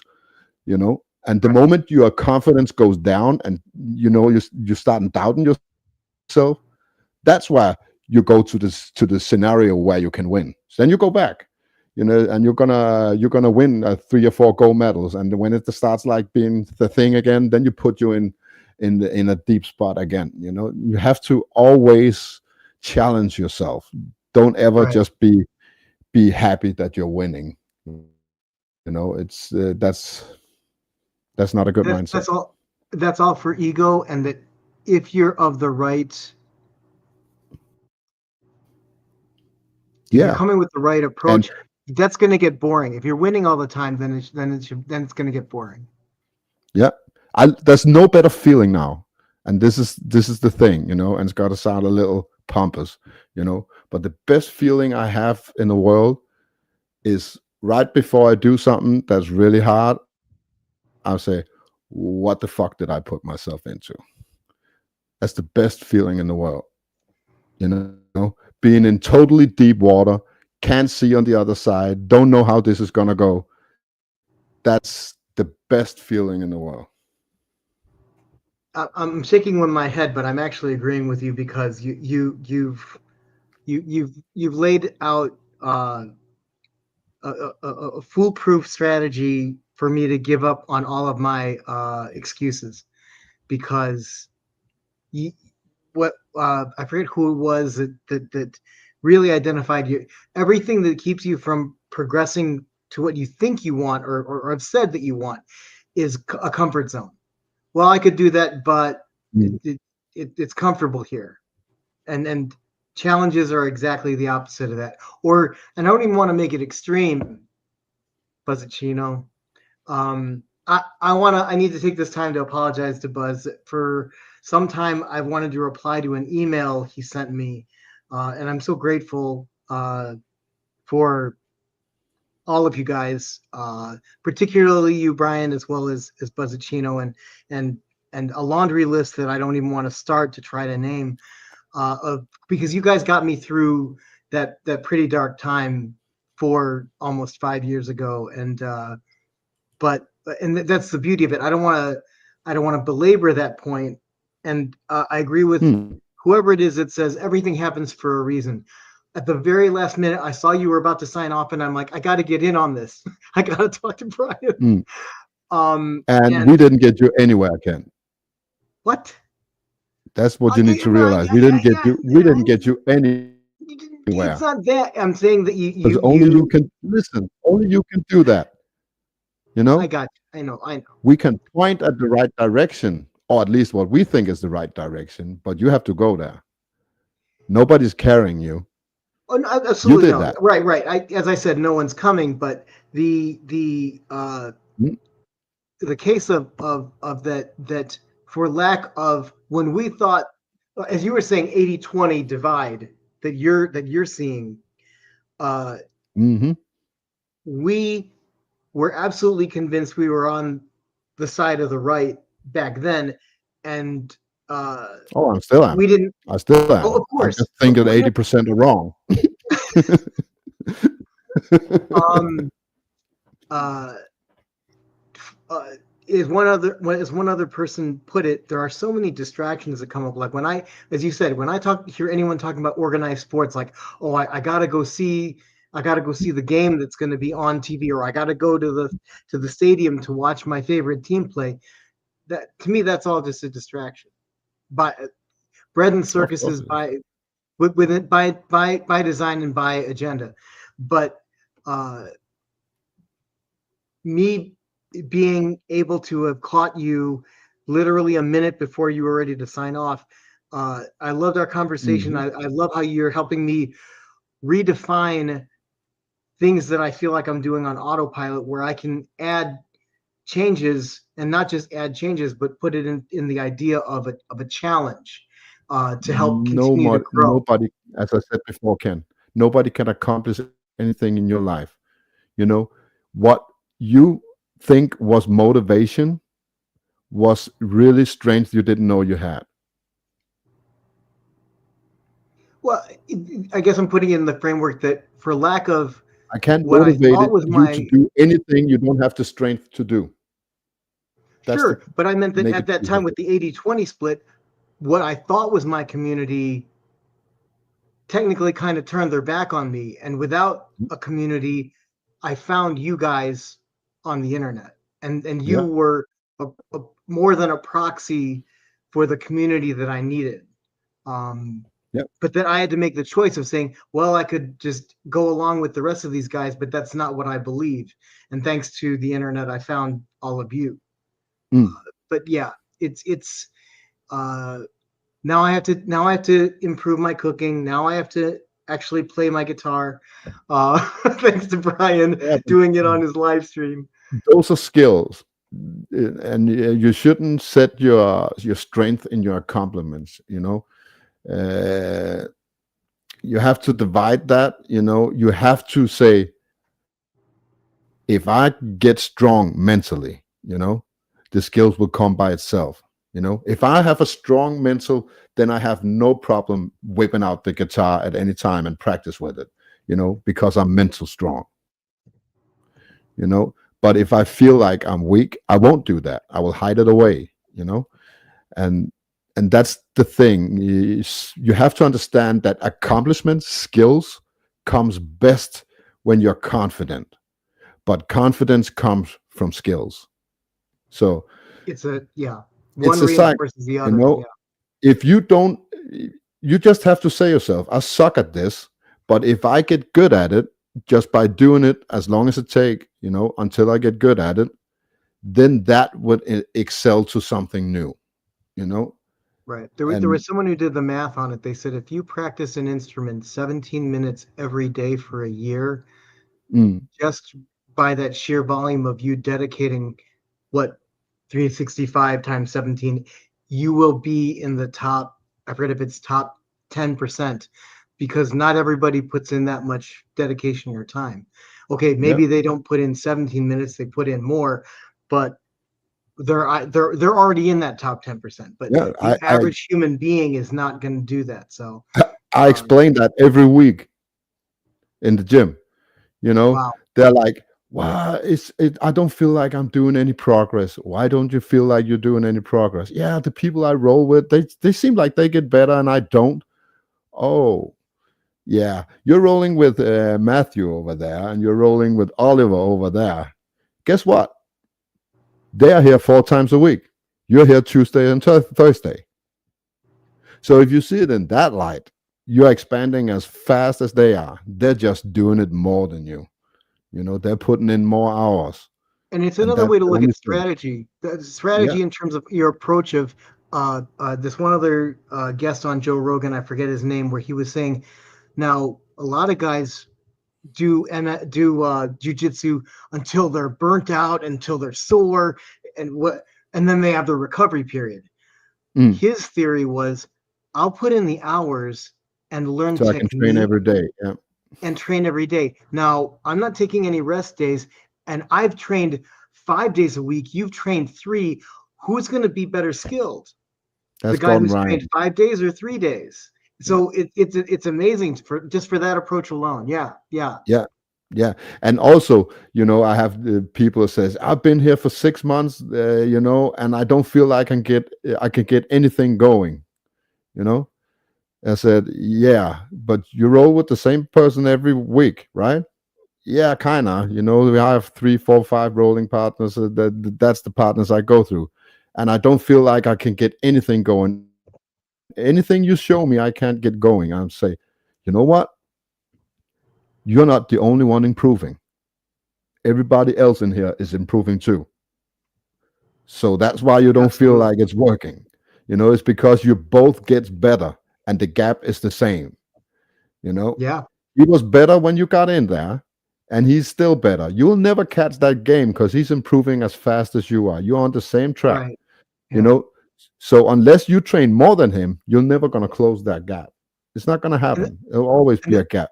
and And that's where then you need to be. you have the fresh white belt step in. And the guy who has been training for 6 months, all of a sudden, man, oh God, I did everything. I choked him out and everything. It's working, man. It's great. I'm like, yeah, now you see how much you really improved, you But know? and I shouldn't use the word realistic. It's all a matter of that you perfectly illustrated in terms of perspective. You don't feel you've improved, but of course, if we put you up against someone who's absolutely brand new, you've learned your techniques. You know what to do. This person doesn't. Mm. Uh, but as well, again, I don't really like the word realistic, but it's just a case of perspective. As you said, if you don't have the amount of time that that guy does, you will never catch him. Don't. It's not practical, and it doesn't make any sense for you to mentally punish yourself wondering why you can't catch him when it's literally impossible for you to catch him. Yeah. Just be you're on your own path and just stay focused on that. Yeah. And as long as you keep having that gam the same, you will improve for anybody who has not been training in that time. So that's what I always tell people when they kind of after 3 months, 6 months, it's kind of I can feel what that moment comes. Everybody hits that point, where they can't feel they get anything going, and they kind of like skip practice and stuff like that, because they don't feel improvement at all, Uh, and I drag them aside when I see them. I say, you know what? We all get that. You know, all you need to do is find one of your friends, invite him down to the grass or the sand on the beach, and roll around with that guy, and you'll find out how much you learn. Just take somebody who's never practiced anything, you know, and some people do it. They invite some friend of theirs and they roll around on the beach or something like that, and they come back fully energized. Oh shit, yeah, it is working, and yeah, and that's kind of you know that's having that ability, because I've been through all that, you know and that's the only thing that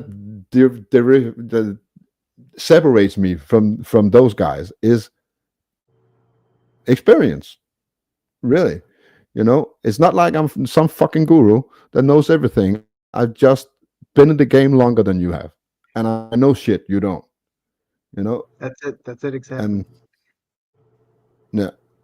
Well, you're reminding me why I still practice my strikes and even Oh, he knows you're in the chat, boss. He already said hi to you. I yeah Buzz, and I'm not on the polar protection. I was about to type to him in chat, and I realized uh, I didn't see him post there, so he's on the other channel. But no, I got nothing but love for Buzzacino. And Do you know what uh, me and Buzz do now? Have you seen it? I haven't seen it. We created music together. We have a band called That's the Bussicino awesome. and the Bear. Hell, that's a You hell can of a go on duo. my other channel, the Polar Protection one. You'll find 4 numbers. There's a playlist there called Bossacino and the Bear. That is awesome. Holy crap. He He made the did. intro too. Now I really need to apologize to Buzz because he sent me links and I need I literally just have to click on those.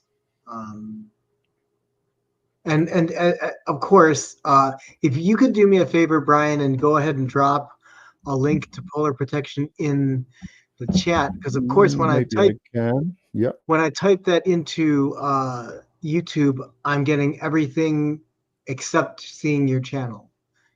Yeah.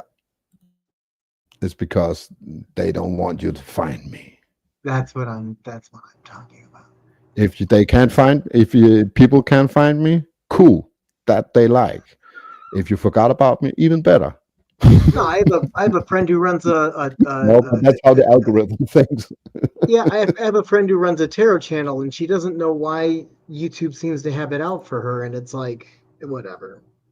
But yeah, as we've said, certain people have gotten their channels back for whatever reasons, and I'm hoping the best, and that's fine. The only other thing, Brian, I've given you a bit of an adrenaline hit, but I want you to be able to close things up so you get enough sleep.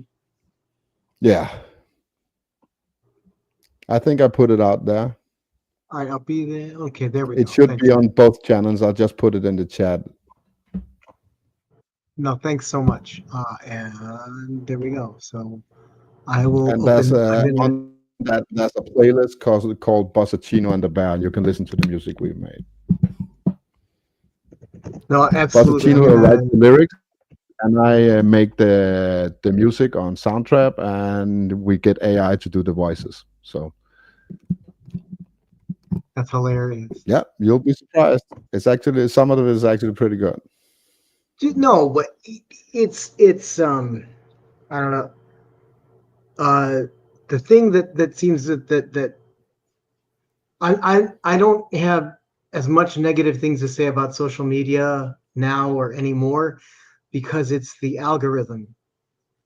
I was joking with a mutual friend of ours, and I literally said to her, if all I'm doing on social media is looking for girls in bikinis, all the algorithm is going to show me, to no one's surprise, are girls in bikinis.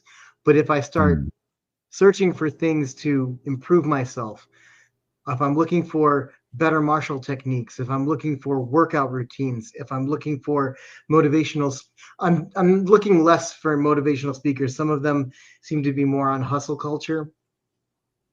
But if I'm looking more on where we want to be in terms of spiritual growth and self-improvement, that's what the algorithm will continue to feed me. So that's where I'm at right now.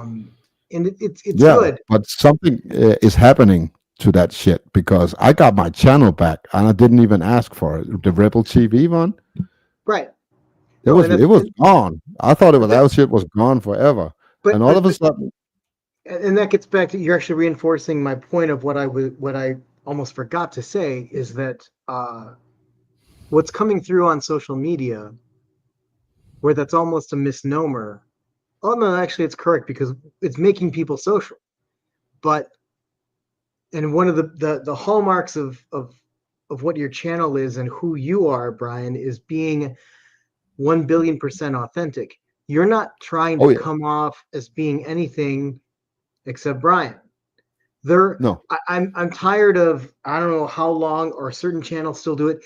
Hey, hit that subscribe button and ring that bell notification, put all notifications on, and make sure that you catch me with everything. And our proud sponsor is, fuck that, fuck all of that. Yeah. Why would you? I'm happy for certain other channels where all they've done is, I'm here, I'm turning on the mic, I'm turning on the video, and I'm just me. I'm just me relating to whoever out there cares to know what I have to say. When I'm done here, you know go back to either the start of this video or go find my video on that I did yesterday on Miyamoto Musashi. I did a video where I take his teachings and I apply them to a everyday scenario life, where I kind of discuss what we've been talking about today about discipline. I believe you will think that is awesome. Oh, I know I will. I feel bad that I things have changed so much that I remember when I first read the Book of Five Rings, I think I approached it like a lot of other people, going, he's speaking in terms of as if he were an instructor to a student in that era at that time. I would have a much different perspective on it now. So I have the Book of Five Rings. I should probably just reread it. But I got distracted. I got very easily, I hate to admit, bored with what I was reading because I wasn't in the right mindset or frame of mind to digest what the material says. That's exactly what he does. Everything he writes is a guide. Yeah. It's he was not into glorifying anything. He was not into glorifying swordsmanship. He was not into he was not in it for the fame. He was in it to share his knowledge. He in the best way he could. So he's always been my mentor, but especially the last 15 years, I basically live my life to his teachings. The Dokudo is kind of my mantra in life. That is, I don't know if you know it, but it's 21 principles to live life by. And there goes my camera. The hell? In Am one I still part, here? I mean, it's showing. I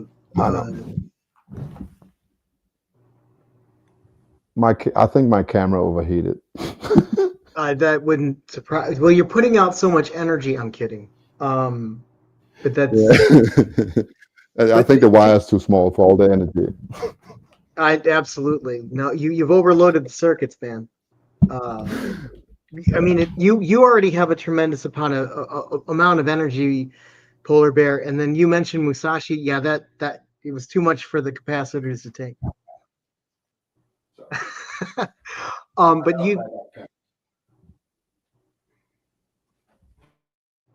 I just gotta find it. There it is.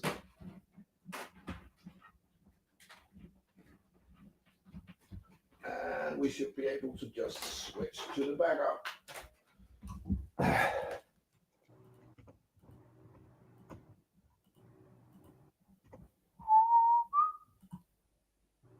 There we go. Nice. See, and that's another thing too. I don't have any plan to have an online presence yet, but again, you're re-inspiring me that maybe I could or should. But that if I did, I'd need a backup camera. I'm kidding, mostly kidding. Well, It's I got cameras everywhere. dude. Cameras everywhere. I got a camera up there. I got cameras everywhere. Right. Showing off the heavy bag. Look, gotta love it. Oh yeah, it's right there, and you have the gloves over there, and everything, and you got the proof. There you go. Nice. No, but you're bringing up a good point of why I still work the sticks, but is it practical? Am I ever going to have this on me in the event that there's an assailant out in the wild? No, but the martial practice of having the muscle memory of knowing what strikes. Just here's the thing. The muscle memory of what. Here's the thing. If you can train with that and it works for you, here's the beauty of it.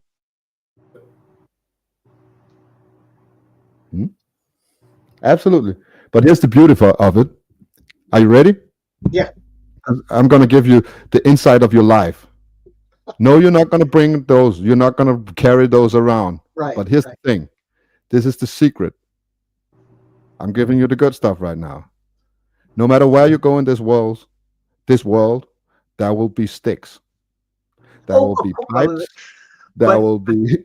well, oh, no, but see that's the thing with horse stance and That's what the I'm saying about skills. You have to learn that the skill set is not applied to a wooden stick. You know, if you are somewhere and there's a crowbar, you can do the same shit with a crowbar. If you go and if there's a broomstick, you can use that. You know, exactly. But the other thing too of why with the why I'm grateful that with Shaolin Kung Fu or kickboxing, that's where Mm, if they're we having learned with the Filipino fighting sticks, we like range and we like the force multiplier of having a stick. But without it, we also reassess and what am I going to do with an elbow or a knee? And we mm, have that versatility. And we don't, as you have known, and we've said not in this, well, basically from the start is we're not training because we're just training to improve ourselves and as well as to yeah, be able to help or defend someone in the event that they can't defend themselves. It's and you're really making me want to go back to. Give me a second. Do I have it here or is it in the basement? The Book of Five Rings. I know I have it somewhere. I have it right over there with all the other books.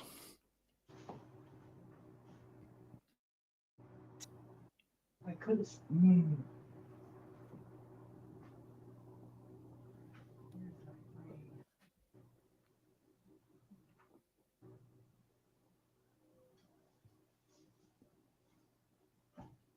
Dude, I know it's somewhere, and when I find it, but I don't know if you've seen this before. It's Hmm. not nearly as good as Musashi, but No, but it's got its place. Um, well, I read that one too. It's basically Musashi, just watered Perfect, down. perfect. That's basically what Exactly. it is. Unfortunately, this thing was someone speaking from their perspective of court. They go into a lot of things.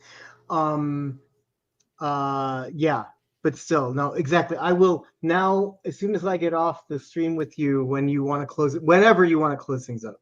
I Yeah, need to stop repeating myself, but I absolutely want to make sure you get enough rest. But this was awesome, I never dude. do. And every once in a while, if you have when I can catch you again on a Sunday, I will absolutely join in. Yep. Yeah, but again, I agree with everybody else that say that uh, for any doubters, any people that are having a mental fog or wondering, I'm a firm believer in the phrase "life happens for you, not to you." If you have a setback, it's a challenge for you to overcome. If something great happens for you that day, that's just life showing you that how much things and opportunities are happening. Oh, life is unfolding for you and for your benefit. In that, Yeah. jumping onto your live stream was like the best thing that I've had, and confirmation of the path I'm on. But great insights and better ways to look at how I want to improve my cooking. Finally, picking up the guitar, not as oh boy, I better get around to that and beat myself up for the fact that I haven't improved, Yeah. as how you phrase it, Exactly. as a personal That's the point. challenge. Yeah. Yeah. Uh, The point is not about achieving a goal. It's you have to enjoy that journey. You have to enjoy the process. You know. Don't say beat yourself up. I have to learn this, otherwise I'm not what I'm supposed to be. And no, just say I want to do something. I want to challenge myself. So what can I think of? Oh, I want to learn how to cook. You know, and instead of saying I need to learn to make this as fast as possible, and now I need to learn it even faster because I didn't do it for 2 weeks. I put it off, and now I feel like I'm behind. You just it's just do it as like meditation. When you get home every day, you need something. That's what I do. That's why me and Bossa started making music, because I found out that I can use that for that moment. I have a moment That's every so day awesome. when I come home from either training or from my job, where my brain needs to go from 100 miles an hour down to 10 miles an hour, and my brain is all worked up, and I need to calm down. And I have something I do. Normally, I do a crossword puzzle. I do my what do you call it, the Rubik's cube or something like that. I just sit Wow, down, fiddles with it. I'm down to like I'm getting pretty good. I can do it in 55 seconds now. dude, So that's that's kind of insane. my record. But Holy there's crap. guys out there could do it in 10. I don't Oh, no, yeah, compare myself to absolutely. them, People who because can do it blindfolded, blah blah blah. to me, it's just a tool to get from 100 to 10. I don't care how good I am at, you know. That process is a side.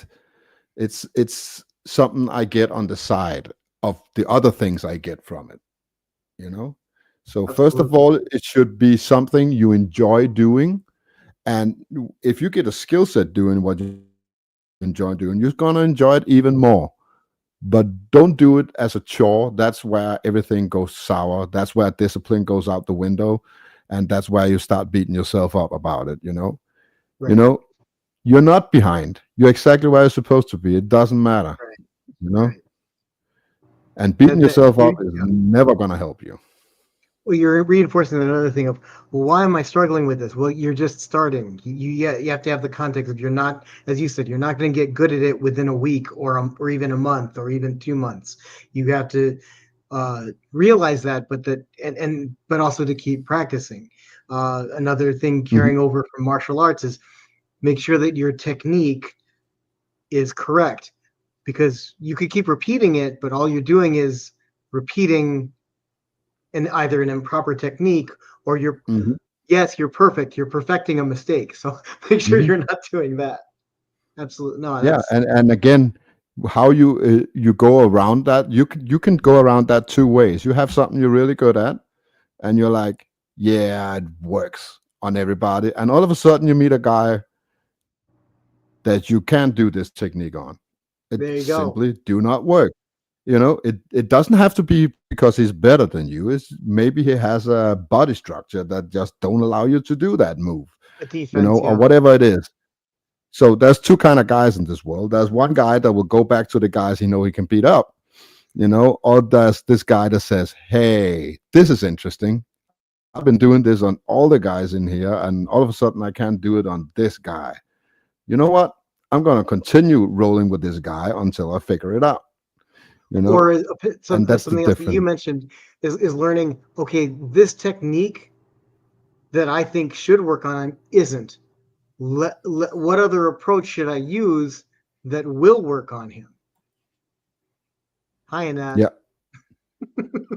You know what?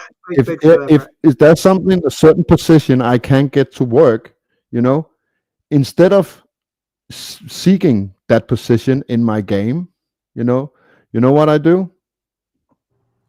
I put myself in that position. If I can't escape his if he have an awesome side control and I can't get out of it, and normally I can get out of any side control there is, but for some reason this guy is really hard to get out of. When we start rolling, I'm gonna lay on my side and I'm gonna let him start in side control. That's my mindset. Here's something there. Here's a big hole in my game. And I'm diving head first into it.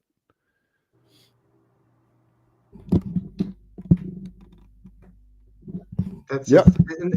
but I love how you put it in terms of challenges, and it's like I've heard that word, and I've heard it in different contexts, but you're the first one that finally got through my thick skull of how I can reframe Mm. difficult things that I Reframe is encounter. the right word for it. Yes, exactly. You change it from motivation, you change it from failure into a challenge, a puzzle you need to solve. You really got me with Musashi though, dude. I'm seriously gonna go. So it's all just Book of Five Rings. Yeah, this I've made a piece. I played it in the start of the stream, but it's also as a video on my other channel. It's the principles of the Book of Five Rings that I apply in everyday scenario. In a modern world. So it's kind of my thoughts and Musashi's thoughts and his teachings blending all to one. So you can't kind of it's beautiful because I think it's beautiful because you can't see what's mine and what's Musashi's, and that just shows me how much inspiration he's been to me over such a big period of time. So it's kind of like my tribute to Musashi. That's what it really awesome. Is. What I'm grateful for is that I don't think it's gone, to me, from my perspective, it's gone beyond an influence upon you as much as you've internalized his teachings. And that's a credit to you. That's amazing. Here we go. I wish Buzz could jump in and recite that.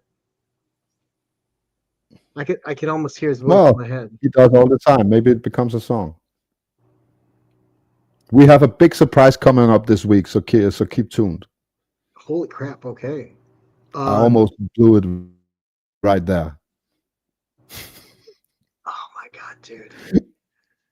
But I'll try to make sure you tune in. All right. Okay. I mean, are you making Sundays a regular day when you stream? Yeah. I have for the last 4 weeks or something like that. It's been a regular show. I'm back. No, I really didn't want to do it today, but I thought it would tie in perfectly with the discipline thing. This is a couple of months ago. This is the kind of day I would have skipped it, and I didn't, because now I'm back on my path, and I'm at the point now where discipline is very important. So we do things we don't want to sometimes in order for us to not be in a position where we don't want to do it no more. that sounds sucked. But it's the other thing that I'm not ruling out that I may change my mind.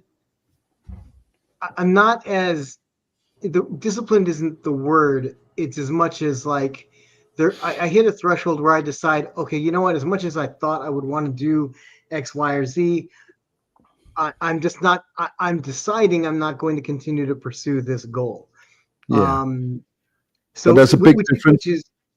And if you see some of the other shows, I also say this: discipline has its place. If you're not ready for discipline, it will suck, and you will never finish it. That's just the naked truth. You have to be at a position in life where discipline is. That's when you're kind of accomplish what you set in motion. The moment you start to see, hey, I'm on the path, I'm rolling, I can see it going forward, I can see I'm progressing. In order not to, and progress will become second nature. It will be a part of your journey to make progress every day. And that will be a point in life where you said, you know what? There's the little voice in you that's going to say, I've been progressing for so long. It's all right for a little break. It's all right. And that's that's where discipline kicks in. That's why you need to have that little voice that says, no, you set out to do this. You're going to finish it. I don't care how far you come. You're finishing it. Well, similar to you, I get inspired by different people. There was a friend of mine who she absolutely loves to ski, and she said, I would like to teach you how to ski sometime, Ken. And I said, that would be nice. And then before I knew it, for whatever reasons, our paths parted, and I wasn't incentivized enough to say, you know what, I want to learn how to ski on my own, and that may never happen. The other thing too is, gentle reminder, Brian, I got 8 years on you. Now, I don't know if somebody who's 58 should be starting to learn skiing. One of the main things that intimidated me about ever even starting Why is not? all the times that you hear people winding up in uh, yeah, getting injuries. I appreciate your why not, but my why, and again, this comes from a motivational speaker. Your why has to be bigger or greater than your excuses or or anything obstacles that are in your way. My why for skiing isn't big enough. You've motivated me to just be focused on, okay, guitar, cooking. These are things I absolutely Well, am inspired and want to improve I on. would say pick So one. Pick the important one, the one you really want the most, and put uh, everything in the queue behind that. and I don't know if Musashi Don't divide your focus. I That's don't know if that's the killer Musashi of would. progress. There you go. Yes, yes, yes. Um, I'm gonna start with just getting back to a regular gym routine, and then And you're gonna cook, finding and you're gonna play the guitar. challenge accepted. Okay, okay, Brian. Brian's gonna be my No, no, no, no, no, no. default See, accountability now you put buddy, yourself in deep waters. brother. No, no, You no. know. Again, this is where I'm saying challenge accepted. And again, I agree, not to sound too woo woo, but that everything happens for a reason. I was able to find your stream, not what a version of me would have said stumble across. I found your stream, and this is a good gut check and reality check for me that this is something that I need to work on. Mhm. I sound like, as your friend, I want you to be able to sign off with you having enough time to sleep. Yeah. I'm gonna sign off in 5 minutes, and I'm gonna spend four of them talking. So we're just about done. Please, you right now. I'm gonna zip it. You can close out your show, but yeah, exactly. But this is a good analogy from Boss. If you have too many strings in your bow, how would you pull all those strings at once? That's, Very that's basically well it. That you're never gonna get a shot off that bow because it's just wound up too badly. It's better to have a loose bow that can shoot rapidly than a bow you'll never shoot. So that's kind of the mantra of it. but like you're saying with your uh where you train at your gym, how you're improving your musicianship, how that musicianship has gone into making a song with Buzz, and then also your time for meditation as well as Rubik's Cube. I wouldn't argue about having too many strings on a bow as much as one thing is a bow, one is a sword, one is I you've didn't got. learn any of that. I didn't learn all those three at once. I chose one. Okay, okay. I chose one. I literally, when I learned the Rubik's Cube, I wasn't out of the fucking house for 2 weeks. I decided I'm gonna learn this, Oh my God. because my son, he was kind of into it and stuff, and he came to me and I couldn't do it. I'm like, you know what? Why not? I've been looking at this thing my entire life. It's time, you know. The, the beauty of the Matrix in this world is that we're all very different people. That's not the way my brain works. And in a sense of my excuse for cooking is I need to eat every day. So either I'm going to make something new or I'm just going to keep revisiting, repeating, reinforcing, and improving, maintain at least maintenance or improving on the what I can cook, what I have learned. Um, but uh, I've heard if we've ever talked about Alan Watts, Mm, philosopher. One of the things Alan Watts said: absolutely. if you're one of those people that feels that they can't take 5 or 20 minutes out of your day to meditate, well, then you need to meditate for 2 hours. His joke there being, of Mm, course, everyone has 5 or 20 minutes. And most people that approach him as a guru or someone to help them change their life, yeah. they would say to him, well, I need you to make it hard. And he's like, meditation and your approach to life doesn't have to be You're hard. living in society now where 2 minutes of silence is equal boredom. Yes. That's Yes. that's basically it. They're like, I'm gonna put my phone down. I'm not gonna use this, and I'm gonna excel in being me. And then they sit there for 2 minutes, and then they look at you and they're like, okay, what should we do? Right. Yeah. Yeah. They're already looking at you for answers, and I'm like, oh my god, 2 minutes? That's how long you lasted? You know? Now, part of my excuse is whether I'm washing dishes or folding clothes. People have said that when you're in a task like that, one could consider that a meditative state. So I've got minimum 2 things that I'm going to do when I get off stream. I'm going to find my book of 5 rings, and I'm Mm. going to I'm intentionally gonna meditate. challenge you because the Book of Five Rings is actually not what you need. Oh, what are we looking at? You're gonna do the Dokudo. You're gonna take the 21 principles from the Dokudo and you're gonna apply them to your life. The Dokudo is the art of walking alone or the art of silence. It's the same thing in Japanese. Gotcha. Or the way of Internet silence, is path saying of that is silence, from the the Art of Dokudo. War, actually. Right. Got it. Yeah. Okay, cool. Those 21 principles is your guide of life. Gotcha. Apply them one by one. Take one, spend as much time as you need to apply it before you go to the next one. That's how I changed my life.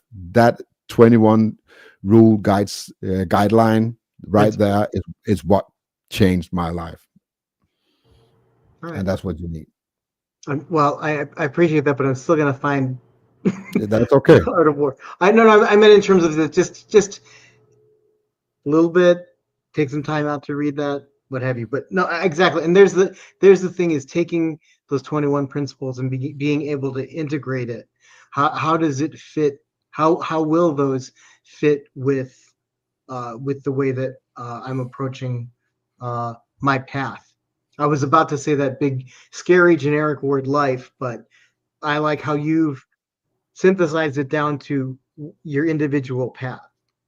Yeah. That's awesome. And those 21 Principles. Yeah. rules actually will not make you better at anything, martial arts, cooking, or nothing. Gotcha. It will just ground you into a reality. Perfect. That's what it does. It grounds you. It gives you the eyes to see behind the veil in a bigger scale. I can tell you the first principle of the Dokudo is accept everything as it is. That's the first rule of the Dokudo. Nice. Perfect. Accept everything as it is. Don't put your projection, don't put your expectations on anything. Look at it and accept what it is. And by that rule alone, you'll get far. That's and awesome. That's 21 of them. So good luck. Your point though being is that and that's why that one alone is so powerful. We when we don't walk into the gym, when we don't walk into my martial arts school, I'm not checking my ego. I'm not leaving my baggage at the door. When I'm on my own and looking at through my with my blinders on, with my filter on, with my life experience, I'm already judging, or I'm already looking at a circumstance with a specifically, potentially, or heavily skewed perspective. But to be able to strip it down and say, what is it that what am I looking at? And to be objective in that sense, to be very objective. And the beauty of it, of those, is it's like the basic moves of a martial arts. You don't learn any technique in the Dokudo, in the 21 principles. You just learn all the basic movement so you can apply the technique after. Perfect. So then you can use that guiding system to achieve anything. That's awesome. No, I mean, it's going to help fine tune. Well, I'll see what the other 20 are. This first one already feels pretty heavy.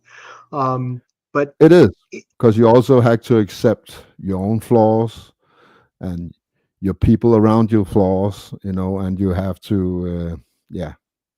that's awesome. Basically, what it is looking at that mirror. That's the first rule. Work on yourself, accept what you are, accept that it's not your fault that you are what you are. You were put in this shithole as an infant, and you were taught shit in your entire life. And when you were done Yes. and spoke out, you got even more shit. And now you are what you are, and it's not your fault. That's the best place to start. It was never your fault. And if you can stop blaming yourself, forgive yourself, then you're ready for rule number 2. Really, that's what rule number 1 is. The But bigger thing that that I, is a journey or in itself. not bigger, but another thing I want to add with the what you're mentioning is if you're being honest with yourself and you're looking at the situation for what it is, realize it's basically the serenity prayer. Hmm. What what do I have control of? What is outside of my control? And having the wisdom to know the difference.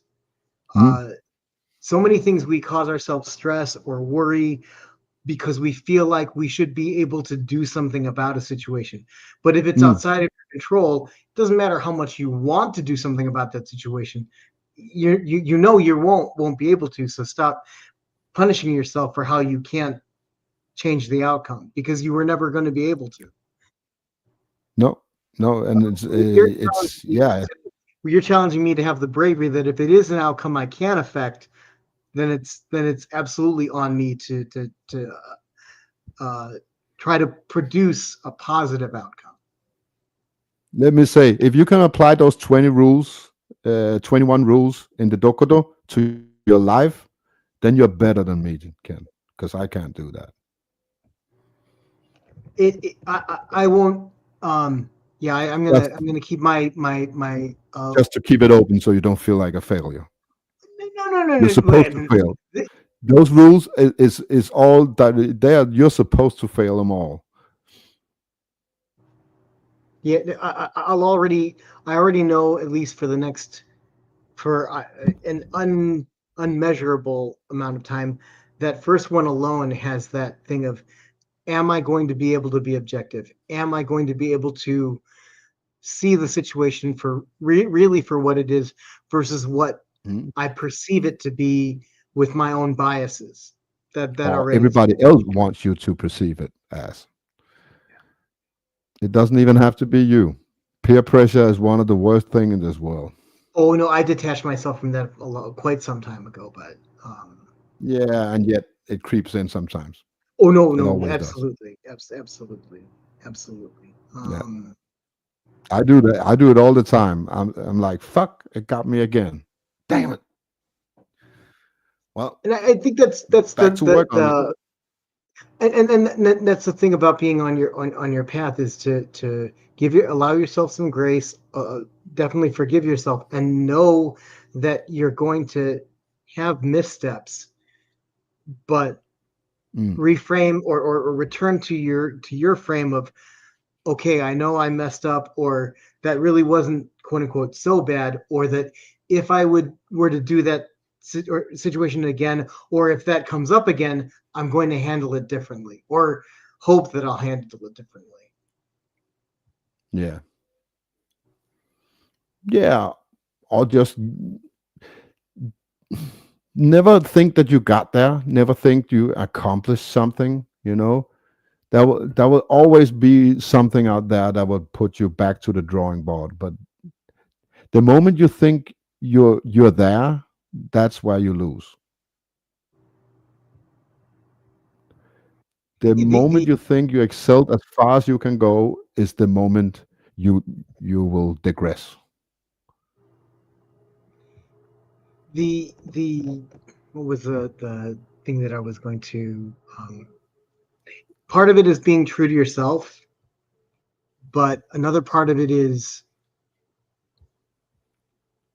the present moment. to get kind of woo woo,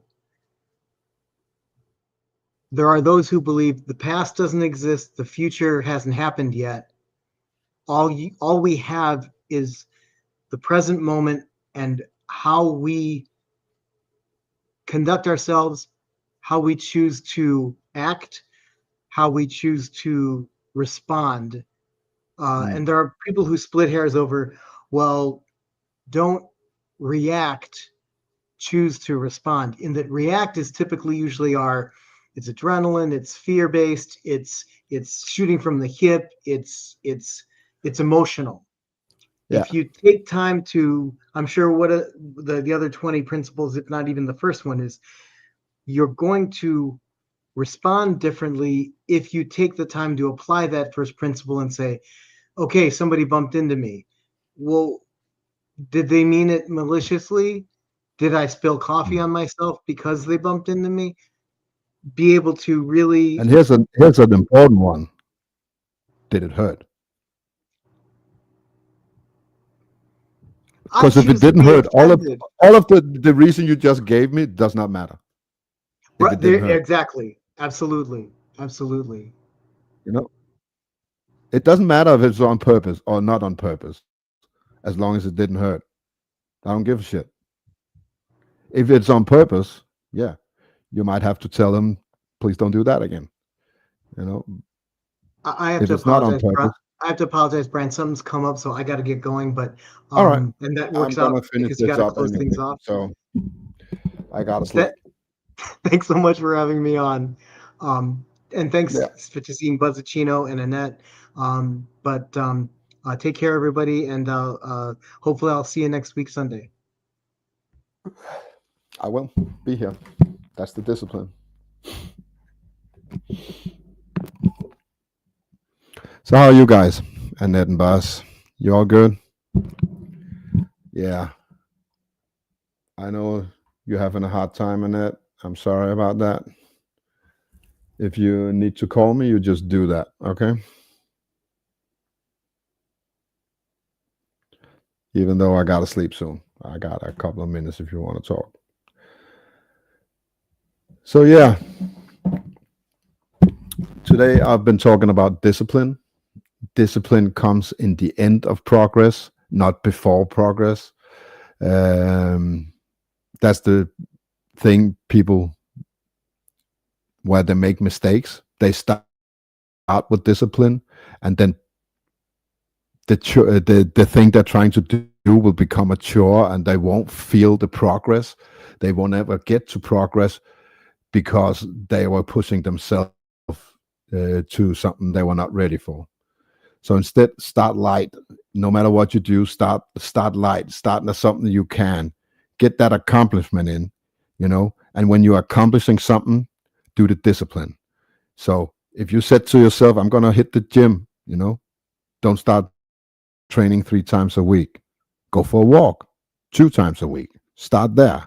When that becomes normal, you keep that persistency until walking 2 times a week just is too boring.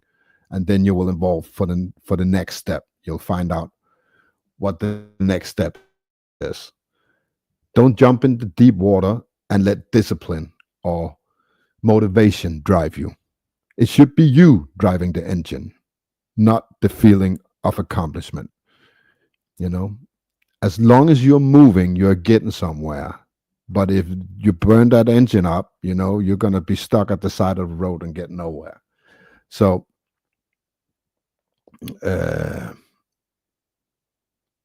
what I want to emphasize today is that discipline is a tool that needs to be applied in the right order in things. It's when you are starting to see progress, the wheels are turning. Don't try to go for the next thing. Just keep the wheels turning for a bit, And yeah, I think I said that 5 times now, but that's basically it. Sometimes no progress is the best progress. Slow progress is the best progress. You don't have to get there in a week. You don't have to get there in a month or a year. You know, it doesn't matter. It doesn't matter when you get there. It doesn't matter what anybody thinks of you. As long as you're satisfied with your progress. If you're not satisfied, then you might need to do something about it. And when I say satisfied, I don't mean I did it kind of thing. I mean, what you're doing should challenge you. It should give you a satisfaction in everyday life. The challenge is the satisfaction. And I don't care what it is. You don't have to go to the gym. You can do whatever you want in this world, as long as you enjoy doing it and you get satisfaction from the challenge. So that's the message from today. Keep the discipline, and I'll see you guys all on the flip side. So, yeah. Peace.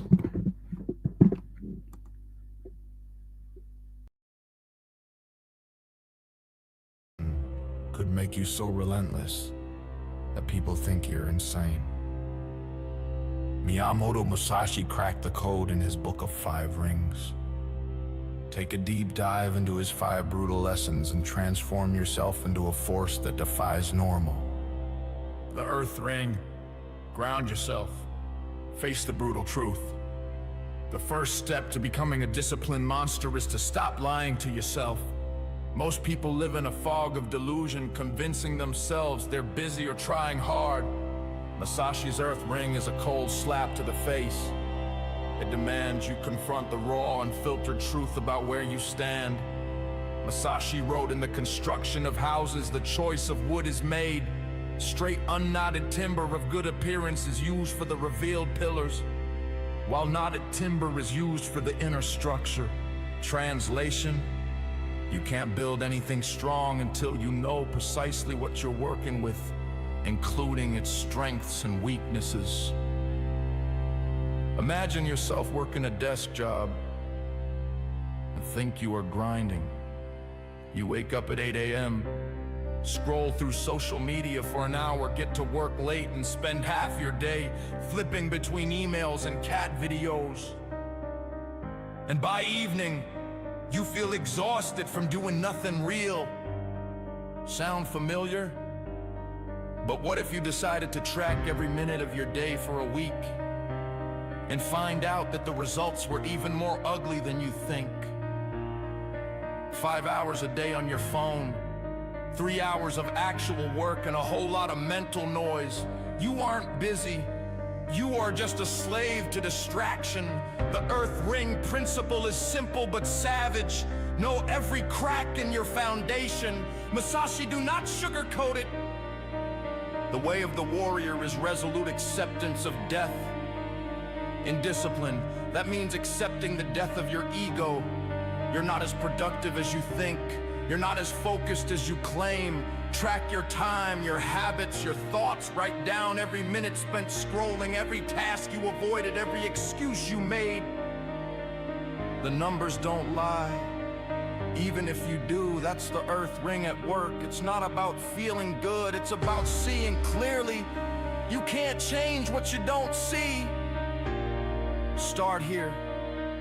Rip the blindfold off. The truth hurts, but it's the only way to build something unbreakable. Watering.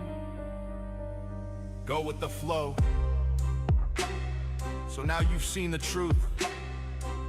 Now what? Most people try to overhaul everything overnight. They set 5 a.m. alarms, plan 3-hour gym sessions, and swear off their phone forever. By day 3, they're burned out and back to square one, hating themselves. Musashi's water ring teaches you to stop fighting reality like an idiot. Water doesn't smash through a rock, it flows around it, carving paths over time. Musashi said, water adopts the shape of its receptacle. This isn't about being soft, it's about being smart. Instead of forcing a brutal routine, you start small. 15 minutes earlier than usual, 10 push-ups, 20 minutes of focused work before a break. Pathetic, maybe, But by week 2, he was up to 20 push-ups and 40-minute work blocks without collapsing. Masashi himself didn't start with steel swords. He honed his craft with wooden ones, mastering the basics before dueling for blood. As Bruce Lee put it, don't pray for an easy life, pray for the strength to endure a difficult one. The water ring is about persistence over perfection. Can't read a book a week, read a page a day. Can't run a mile, walk a block, your brain expects you to fail, so trick it by winning small. Each tiny victory rewires your identity, get your dopamine from progress and achievements, not from likes on a post. By month's end, you will naturally wake up at 6 a.m., naturally work out for 30 minutes and clock 3 hours of deep work. Not because you forced it, but because you flowed toward it. Stop trying to be a hero. Be water. It's not sexy, but it's unstoppable. The firing, direct your energy. Imagine yourself at this point, getting up at 6 a.m., workouts on point, work sessions, laser focus. Then you see a coworker half your age pulling all-nighters and closing deals you couldn't dream of. The fire hit, anger, envy, self-doubt. I'm a failure, you think to yourself as you skip your next workout, then another. And before you know it, you are starting to lose progress. The firing, where most people burn out. But Masashi used fire in a different way. He wrote, "The spirit of fire is fierce, whether the fire be small or big." It's not about avoiding anger, it's about redirecting it. Masashi's father died when he was 7, leaving him with nothing but rage. Instead of collapsing, he channeled it into 14-hour training days. Every sword swing was a middle finger to his pain. Your anger is fuel, but only if you aim it at your weaknesses, not yourself. Catch yourself staring in the mirror when you're ready to call yourself a loser, then flip the script. Tell yourself, "I'm not staying this way," and then start a nightly ritual. Write down what pissed you off that day. Skipped a workout, ate junk, got distracted, then turned each into a mission. Angry about 20 push-ups. Tomorrow's 25th. Mad about scrolling during work. Phone's off tomorrow. This isn't about positive thinking, it's about productive rage. As Nietzsche said, that which does not kill us makes us stronger. Progress will explode. Your workouts hit 45 minutes. Your work blocks will stretch to 4 hours, not because he found motivation, but because he stopped wasting fire on self-hatred and started burning as mediocrity. Your anger is a weapon. Point it at the problem, not the mirror. The fire ring doesn't just keep you going, it makes you dangerous. Double 006-1394. 3 months in, you will be unrecognizable. Up at 5:30 a.m. without an alarm, hitting 50 push-ups, nailing 5-hour work sessions. Friends started whispering, "What's wrong with him?" But then the wind begins whispering back, "You're good enough now, ease up." The wind ring is the trap of success, Masashi wrote. In the way of strategy, do not think you have arrived. At 50 after 60 undefeated duels, he still called himself a student. Why? Because the moment you think you've made it, you're done. Masashi studied other sword schools not to mock them, but to stay sharp. He knew the real enemy was the voice saying, "I'm good enough." Don't learn this the hard way. A skipped workout turns into a week of regression. The wind ring demands you stay a student forever. Instead, set a new rule. Every month, Find someone better, a mentor, a colleague, or even a stranger on social media, crushing it, and study them.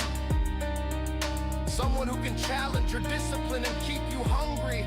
There is a quote that goes like this: the first step is to establish that something is possible, then probability will occur. The wind ring keeps you chasing what's possible, never settling for probable. Stay curious, stay inadequate, keep growing. The void ring, the eternal war. 6 months in, you will hit a wall, not physical, but existential. You will realize discipline isn't a destination, it's a war without end. The thought can make you sick. I'll track my time forever, fight laziness forever. The void ring is Masashi's final lesson, the one that separates warriors from quitters. He wrote, "In the void is virtue and no evil." The void isn't emptiness, it's acceptance. Accept that discipline never gets easier, you just get stronger, it doesn't end. The void ring isn't about winning, it's about becoming someone who fights every day. Masashi painted, wrote calligraphy, and meditated, not to arrive, but because that's what warriors do. Then you will stop chasing an endpoint and start asking yourself, what is today's struggle? The void will teach you that the struggle is the discipline. Here's the paradox. When you embrace the eternal war, it stops feeling like war, it becomes a part of your nature, like breathing. As Masashi said, today is victory over yourself from yesterday. The 5 rings, earth's truth, waters flow, fire's fury, wind's hunger, void's acceptance aren't steps to a finish line. They're a cycle, a way of living that makes you so disciplined. People will call you crazy, and deep down you'll know they're not wrong. You've just chosen to live like a ward in a world of sleepwalkers. The rings are calling. Will you answer? Thank you for watching.